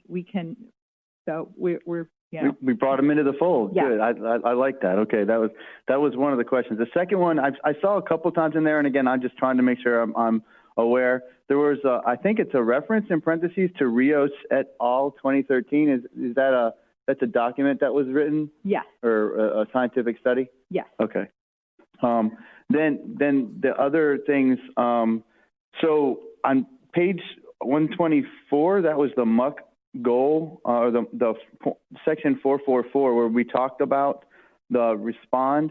It just said that the goal of muck removal is water quality, and I agree. I think that's fine. I found that section, the 444 in particular, the responding to implemented projects, the work that you guys put in there was fantastic, and Tetra Tech and Marcy, it's just so descriptive, and it really helps somebody, I think, that doesn't have a scientific base really understand kind of the basis for these. The one part that I thought might have been too simplistic was under muck removal, which is page 124. It just says the goal of the muck removal program is to improve water quality, which it is, but I just didn't know if, since a lot of people might not really understand why we're removing muck from the lagoon, I think saying the goal is just to improve water quality is really simplistic. You know, obviously the turbidity, which you talk about in there, the projects where the turbidity was improved, and then obviously the turbidity encourages seagrass growth, and I think adding a little bit more meat to that one might help people understand. But again, I don't know if it's too late to add that now, Virginia, so we could always look at doing that next year. But seriously, kudos to the section 4 and particularly 444. I thought that was written excellent and really helped somebody without a real scientific base understand. I actually was kind of thinking, could we move that to the beginning, just because it is so it's just so descriptive. And then the last thing, I know you talked about the language for the leaky laterals program, and that the language in there says that it's now open to the countywide. It says that the committee and the commission approve that. And I know we talked about struggling to spend that money. So I personally have no problem with opening it up to countywide, but I just don't know if as a committee, we ought to maybe just pass a motion saying that we approve to have it countywide, because the document says that we did approve it to be set countywide. And I wouldn't want anyone on the committee for that to slip through without them understanding that the document says we approve that for countywide use. So those are my comments.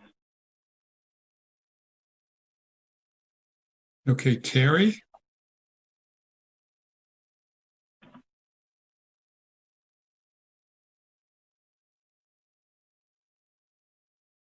Wow, thanks. I got to find all the right buttons. So, Virginia, great job. And you, the team, the subcontractor, I agree with Vinny. This plan, I was impressed the first year I saw this plan, and it just seems to me that it gets, better with every iteration. So just a little nitpick. I'm sure you'll go through and screen this, but as I was going through it, somewhere between like page 120 and 134 or so, the page numbers drop off and then they pick up again. So just a note, go check that. What I wanted to ask you about is at the bottom of the rainbow chart, when you talk about contingencies, well, in your summary chart, the last one you showed is same place, contingency and inflation. It seems to me if you put a contingency percentage on the total budget and we're 3 or 4 years into the plan, then it seems to me we've inflated that expectation for either inflation or contingency needs. Just something to think about. If you think about these things as we've executed and put some percentage of the dollars they're done and those projects are closed, then we're working with a smaller number of future dollars that should have contingency and inflation associated with them. Does that make sense? Yes, and I oversimplified. We have actually done that. So where projects are completed and we know what the final cost was, it's not going to change. We did not calculate contingency on those projects. We did not calculate inflation on those projects. They're excluded from those calculations. Thank you. Okay, and then Courtney? Thank you. I also thought this plan was great. You guys did a lot of great updates, and I appreciate all the hard work of Tetra Tech and Marcy and the staff. But I also agree that, it would be nice to have the muck removal include the issues of seagrass growth, maybe expand on that. That's a great point that Vinny made. And then I agree also, I agree that we should expand the lateral program countywide. I don't see the purpose of just limiting it to smoke testing areas. If there's a leaky lateral, then we should just be fixing it. So I'll be glad to make a motion when we're ready to approve, to recommend approval of the plan update to the county commission with the addition of the expansion of the muck removal program to better describe that, as well as the approval of the countywide application of the leaky lateral program. Okay. Thanks. Anybody else have comments, questions? This is Anthony. I have one comment. Back in August, we brought new business to the committee for approval of expanding the leaky lateral grant program countywide. So that was approved in August.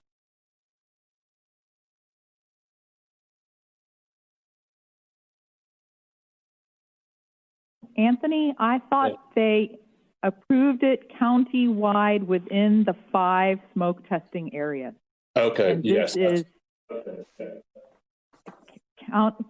is lagoon-wide within Brevard County. It's got to be within the watershed of the Indian River Lagoon in Brevard County, but it is not limited to those 5 smoke testing areas. Okay, understood. Okay. Any other questions? I don't see anybody, so we need to go to public at this time. And let's see, in the general public, the outstanding public who've hung in for the whole meeting. I don't see any hands raised. And Anthony read that very nice message a few minutes ago that told them they needed to raise their hands. So I'm guessing that we don't have any public comments or questions about the plan. I think we can move forward then back to the COC. And I think, let's see, who was going to make a motion? That was me, John. Okay, would you mind making a motion, please, Courtney? Sure, I'll make a motion to recommend to the County Commission the approval of the 2021 project plan update as to include some changes to page 124 with regard to the goal of the muck removal program, and to expand that language to be a little bit more descriptive of the goals of muck removal, as well as to approve the leaky lateral program countywide. Okay, do we have a second on that? Yeah, this is Charlie Venuto. I'll second it. And could I, is it assumed that any minor technical changes to the document that Virginia and Marcy have received comments on from committee members, that can be addressed without having to bring it back to us? Let's assume that, okay? And so all those in favor, any discussion on the motion? I don't see any discussion, so all those in favor say aye. Aye. Aye. Aye. Aye. Anybody opposed? Is there somebody trying to say something? Anybody opposed? No, I don't see any. So the motion passes unanimously. All right, so we're done with that and on to general public comments. And back to the public again. And I don't see any hands raised. Still don't see any hands raised. We'll be going back for final comments in just a moment. I'll leave the public comment section open for a second. I don't see any. Okay, I'll bring it back then to the board or the Citizens Oversight Committee for final comments. Any final comments from committee members? I see one hand up from Vinny. I'm sorry. I know. I've always got a comment. I'm sorry. It'll be quick though. Just two things. The first one. Why do you apologize? I mean, you apologize every time. So you know. Well, because then right now I make a motion to apologize now for the rest of the time. No, I'm joking. Second.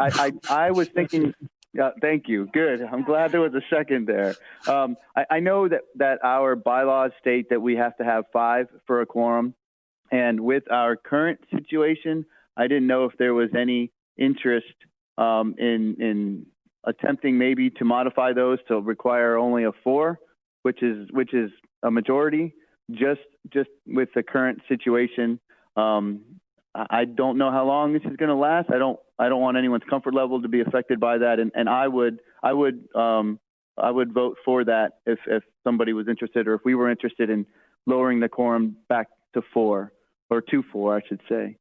And Vinny, if I could take the floor back for a second. After the last meeting, I had exactly the same idea, but I couldn't communicate with you because we have sunshine violation kinds of things to concern ourselves with. So I went on an adventure trying to figure out why we picked 5. And, you know, I figured out why we picked 5, but for the life of me, I can't remember what it is right now. I had it last month.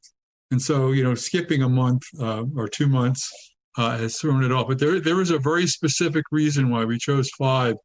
And as soon as I figure out what the reason was, I'll send a note to Virginia, and then she can send it out to. Yes? I believe it was to have an odd number, to have a tiebreaker. Oh, that's right, to have an odd number. Yeah. Yeah. So if you had 4 people present, and you voted to 2-2, you need to have 3/4 you need 3 out of 4 to make it pass. And so having the 5, the intention was not to have a tie vote, that everybody had to vote. So yeah, and if anybody else wants to consider changing our bylaws to go to 4, I'd be open to that.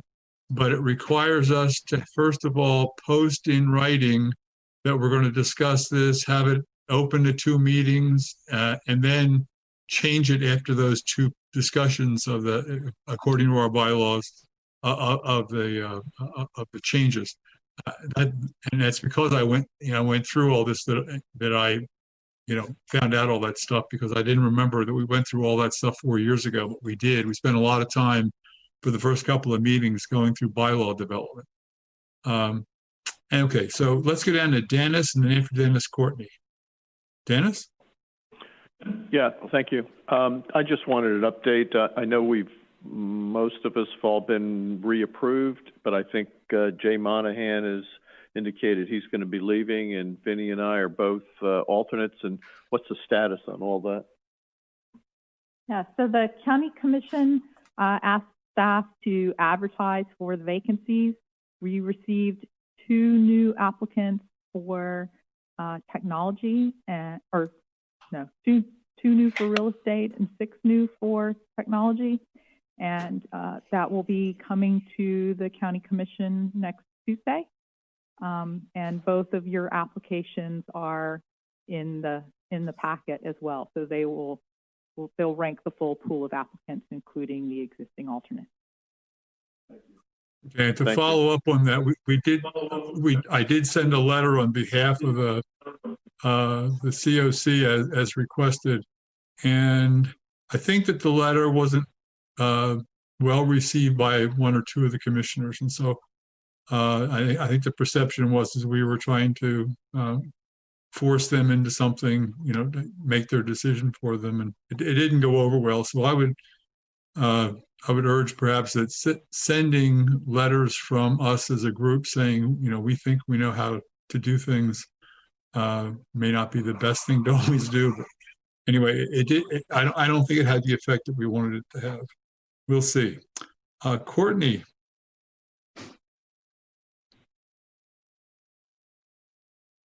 Courtney, you got your hand up. Can you hear me? Yes. Okay. So I was going to just mention for the quorum, if we wanted to look at that, there's a big difference between a quorum and a majority vote. So, and I might be mistaken, but if we had a quorum of 4, the majority vote would be 3, correct? So having an odd number for a quorum isn't really all that necessary, is it? No, I guess what Virginia stated was that it would be a tiebreaker if you needed 5 people to be there, then it would be 3-2. So that would be the difference. But yeah, with respect to making the amendment to the bylaws, like you guys stated, it needs to be in writing and then passed by 2/3 vote. Right. At the following meeting. Okay, but if we had a quorum and you had, I see what you're saying. Yeah, a quorum in this case would be 4 out of the 7. Okay. Yeah. Got it. Okay. Stephanie. I just wanted clarification that next month we do not have to meet in person. Is that correct? Oh, we do now? Okay, sorry. I think, yeah, we do have to have the same kind of thing, like we had today, and we'll need to start off with the same kind of motion again as last time. I'm hoping to be able to get to the March meeting in person if my vaccination schedule goes as it's scheduled right now. But I won't be there next month. David. I just wanted to go on the record opposing any change to the quorum. That is all. Okay, thank you. Any other comments? Vinny. Sorry, just one other thing. I know you plan on being here in March, and that you'll have your vaccination, which is good. I think we still need to make sure that we're keeping the social distancing, so we may need to look Virginia into another place just to make sure we have enough seats to keep distance. I don't know. I guess we just play it. Yeah, let's play it by ear. Let's put it this way. I can be there if it's necessary. I don't have to be there. And so, anyway, we'll play that as it goes along. Okay. Okay. And then the last thing was I know there was a letter that was sent to us in the county commission, I think in December, and I just want to encourage any members of the public, all the people that are on this committee, we're all citizens of Brevard County, and our information is available on the website. We're always here at the meetings if you want to come talk to us. I think my phone number is on the website, 321-549-8460. And if anybody has any questions, please call us, talk to us. We want what's best for the lagoon, just like you do. So reach out to us and let's talk. If there's an issue, you may get your issue solved quicker than writing a letter. But thank you. Okay. Anybody else? I think that's it for comments. And once again, I want to thank staff and Virginia for doing an awesome job on our project report update. And I hope that'll be going to the board for some time for consideration in February, I believe.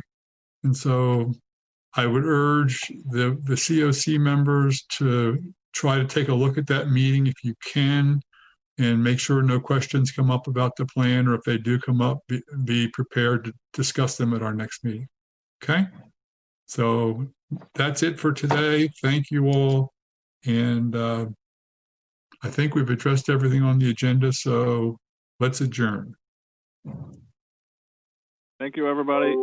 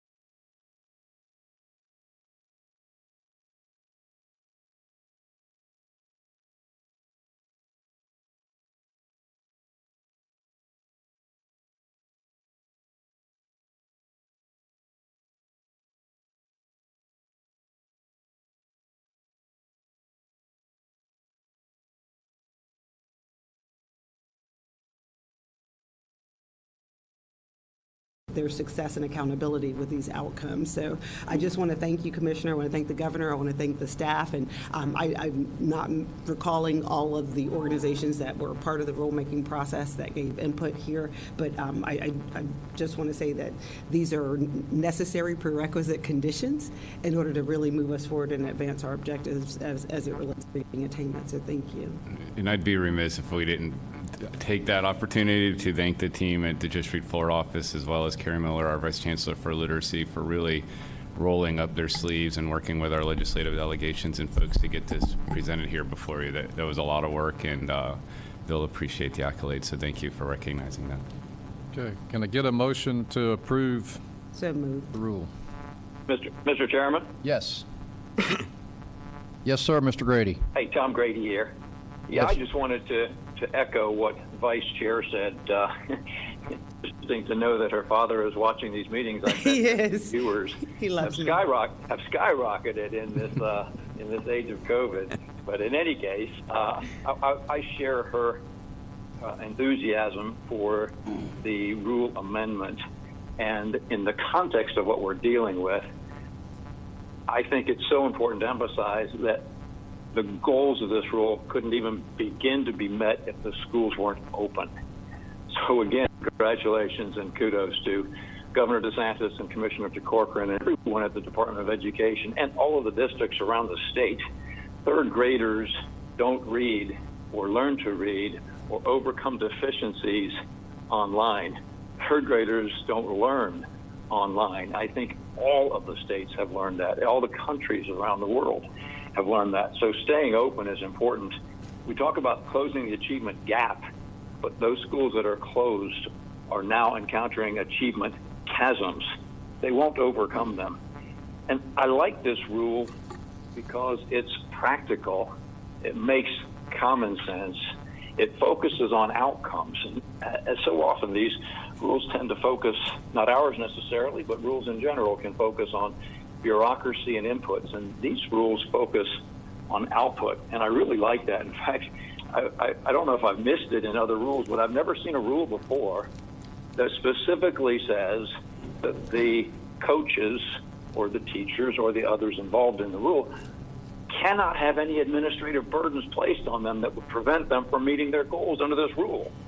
I don't know who came up with that, but I think it's a great input into the rule. And I also really like the emphasis in the rule on parental support, because absent the engagement of the parents or the custodians of these kids, absent the engagement of the kids, they're not going to learn to read if they've got challenges or if they're not motivated to do it anyway, which ties into summer camp, which is terrific in this rule, and the additional 1 hour per day of training in the lowest performing schools.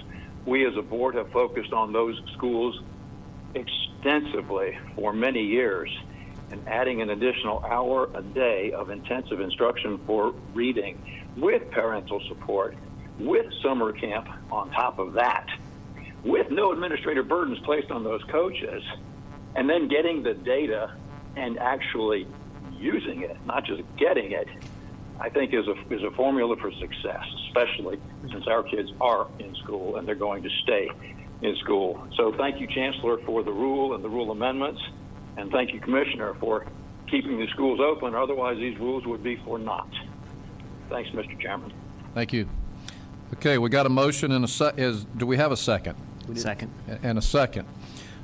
Is there any public input? None. All in favor say aye.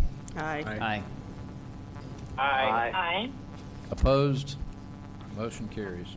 Thank you. Okay, so now would recognize Dr. Jeffrey Albritton, President of Florida Southwestern State College, to provide an overview of the proposed degree program. Good morning. Take this off.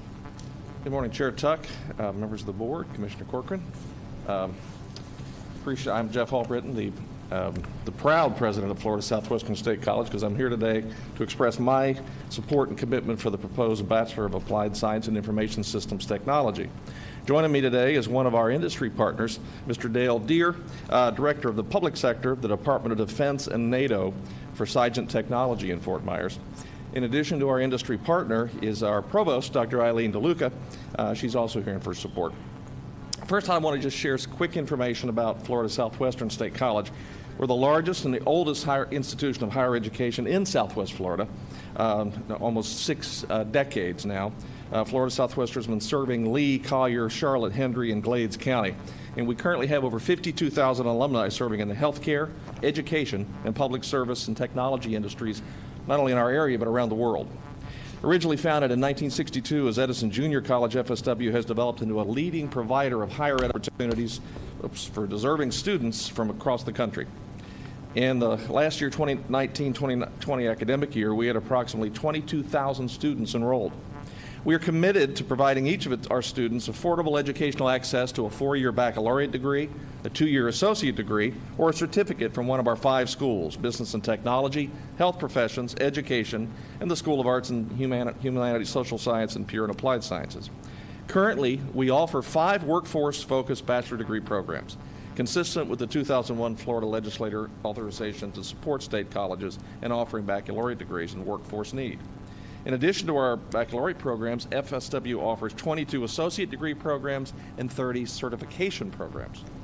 It is with the goal of adding to our capacity for regional workforce development that we have collaboratively developed a proposal for a Bachelor of Applied Science in Information Systems Technology with local employers and with our workforce partners.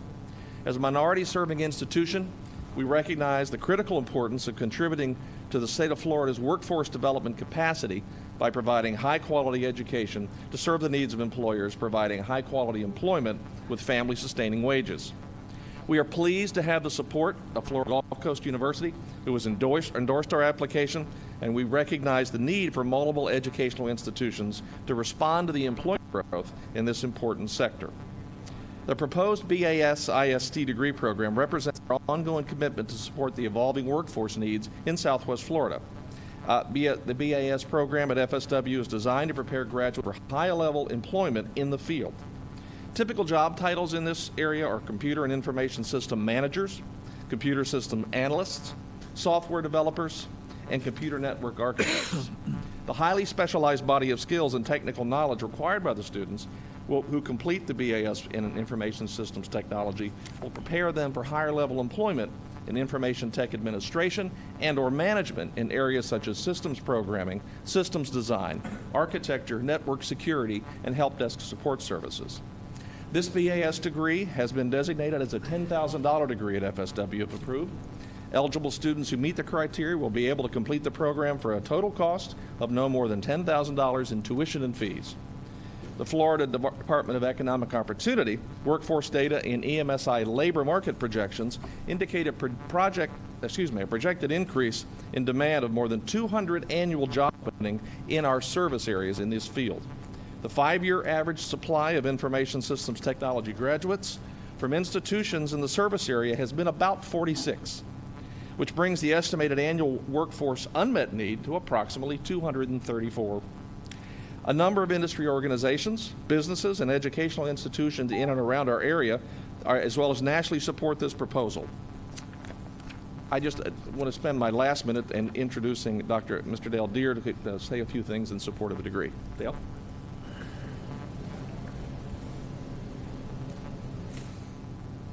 Hi, good morning. I'm honored to be here representing industry this morning, and I've been in the information technology industry for 37 years, and so I've seen it evolve and through its infancy. And I just want to say that I really believe in what they're doing here. I mean, I put myself in a position of somebody graduating and interviewing for a job. The first thing I do as an employer is I look at specific skill sets and what I'm looking for. And I think graduates in the past, it's kind of tough to compete with people that have actually had the experience focused on, the skill sets that they're proposing here. And so I fully support, I love what they're doing here. I think it would be a big advantage to have more in the workforce. And this industry, it's, as you know, it's growing. It's not going anywhere, and it's specialized. And what they're proposing is right on target for what I'm looking for. So if you have any questions, Question from the board? Are you tired of me yet today? No, I would love to hear if you have any plans for partnerships in terms of workshops or perhaps even professional executives coming into the classroom to help accelerate that real-time learning based on your team and your staff's experience on cyber crimes and cybersecurity and other issues like that. It's always one thing to learn things practically in a academic sterile environment, but getting them exposure to some of the professionals who are doing this real time, I think would accelerate their learning. I think that's a great idea, and I think that you would find a lot of people in the industry that would welcome the invitation to come do that. The company I'm with now, Cygent Technologies, was actually born out of the intelligence community and even funded by the intelligence community. And so we see all the specialization, we see the newest, things that are going on. We'd love to share with the students and kind of get them excited about, the path that they're taking. And, you know, I've offered up anytime. I'd be glad to get in front of students and share, you know, my experiences, but this is definitely a worthwhile, you know, endeavor that they're pursuing, because when I look at resumes and I see something like network management, systems architecture, analytics, and you know, those things are keywords for us in industry. So, you know, I like it. I was on a tech prep committee in Dade County Schools a long time ago, like in the 90s, and I was pretty fascinated with, you know, the process, and I saw the students' excitement on hearing some things that were on the field. But back then we were talking about, yeah, they need to know Microsoft Word, you know, and so it's evolved, and their specialty that they're looking at is definitely welcome in the industry for sure. Thank you. I just have a comment. I want to compliment Dr. Albritton and Chancellor Hebda on just the process here, because, you know, and I know the board says set up this process, which is essentially that if we have this goal that if you're going to go to college and you get a degree, you got to have a good quality job waiting for you.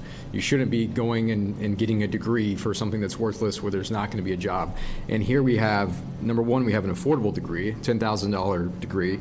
We've got support from the business community. We've got support from the local university in the area to ensure that there's not duplication. And then we've also got data from DEO labor market projections showing that, hey, there's actual real jobs out there, there's a need, and we need to train these folks. So I just want to, you know, this is exactly, I think, Commissioner, how it's supposed to be done when we're just not creating degrees just because somebody thinks it's a good idea. We see an actual need, we see actual jobs, and we're going to train them, do it in an affordable way, and then meet that need in the community. Thank you. Definitely. Okay, no other questions? Can I get a motion to approve? Yes, sir, go ahead. Mr. Grady? Thank you, Mr. Chairman. This is Tom Grady.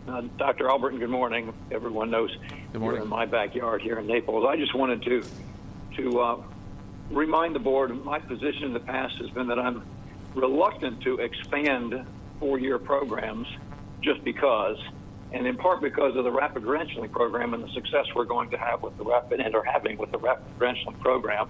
But Dr. Albritton, I just wanted to let you know I did some research when I saw this proposal and learned that, or reconfirmed that your college, like many and most in the state of Florida, are participating vigorously in the rapid credentialing and in the much shorter than four-year certificate and degree program. So with that, I was persuaded that this was a good addition because obviously the subject matter is important and there is a shortage of folks working in these areas.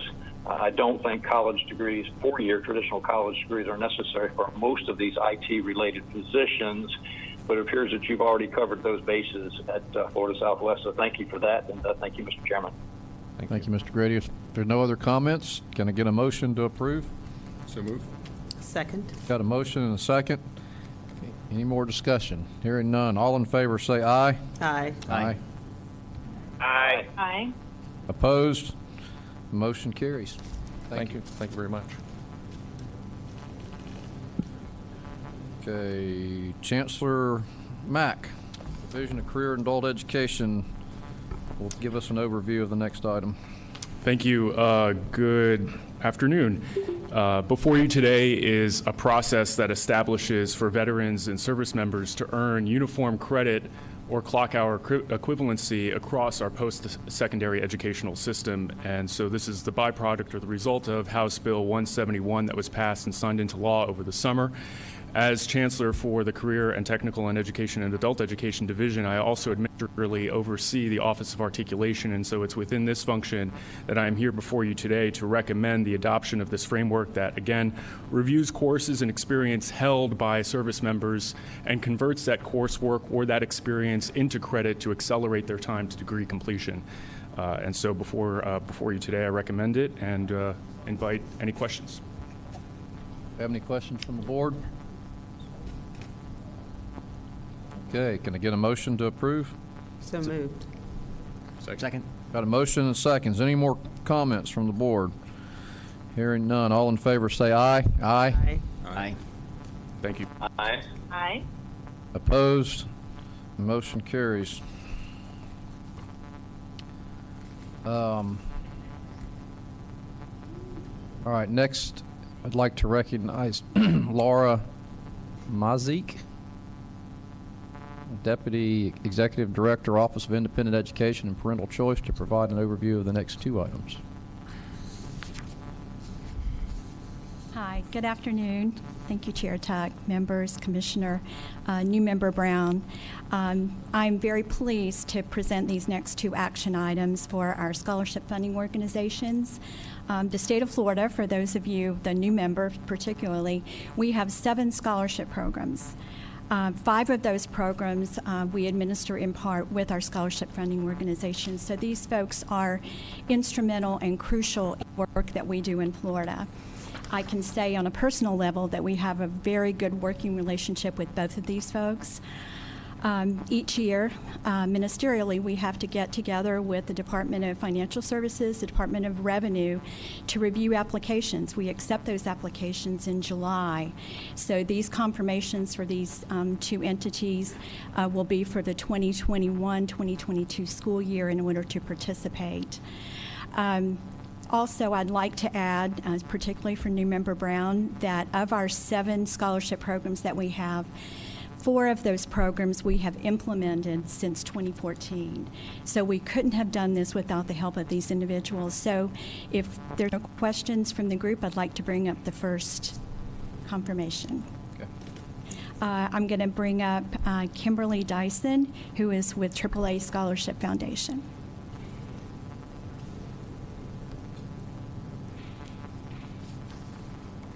Good afternoon. Thank you for the opportunity to speak before you as you consider your vote for our application to renew our status as a scholarship funding organization for the 21-22 school year. I am here today to speak on behalf of the AAA Scholarship Foundation, but I am also here today to speak on behalf of the thousands of low-income students and families who we've helped over many years, and hopefully the many thousands of students and families we will be able to help in the future. During the last legislative session, we expressed our concern about a change being made to the Florida Tax Credit Scholarship Program, requiring SFOs to fund renewing students' scholarships regardless of household income. Our concern was based solely on the fact that due to our IRS-approved tax-exempt purpose, the contributions we raised to fund the FTC scholarships were restricted by state and federal law for displaced and economically disadvantaged students only. Subsequently, we were put into the unenviable position of having to choose between maintaining fidelity to our core beliefs or to change the very fabric of our organization. After much consultation and deliberation, AAA's board voted to approve an innovative solution that allows us to maintain our dedication to promoting relief of the poor, the underprivileged, and the disabled, while expanding our exempt purpose to also include a broad promotion of the advancement of education for all families. It is our belief that by adding this broad educational purpose, we are now legally allowed to administer the Florida Tax Credit Scholarship Program as it currently exists, which is to say that we may now solicit contributions to fund scholarships for renewing students regardless of their household income, and to also administer other cutting-edge education options that may be created in the future. Our board did not make this change lightly, but we did so in the hopes of continuing to provide educational equality and opportunity for students in Florida. This change has impacted our small organization in profound ways.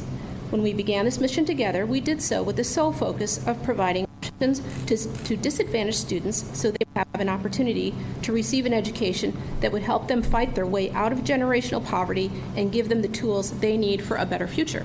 However, it is for these families and students that we made the decision to change our exempt purpose so that we could continue to fight for their future success. A quality education is the surest means for children and families to secure their future. We made this change for them, and we hope that you, as you make your vote today, will approve our renewal as an SFO for them. The world is not what it was when we first began our organization in 2010, or even what it was this time last year. We also know that how we educate our children and the availability of innovative educational products to do so are ever evolving in order to keep up with the changing needs of our students and families. And it is for the students that we will embrace the future of our organization and continue to help them fight for educational equality and for the foundation of a sound education that they so desperately deserve. Thank you again for your consideration of our application, and I'm happy to answer any questions that you may have. Do you have any questions? I'll just add for the board that the legislature and the governor in their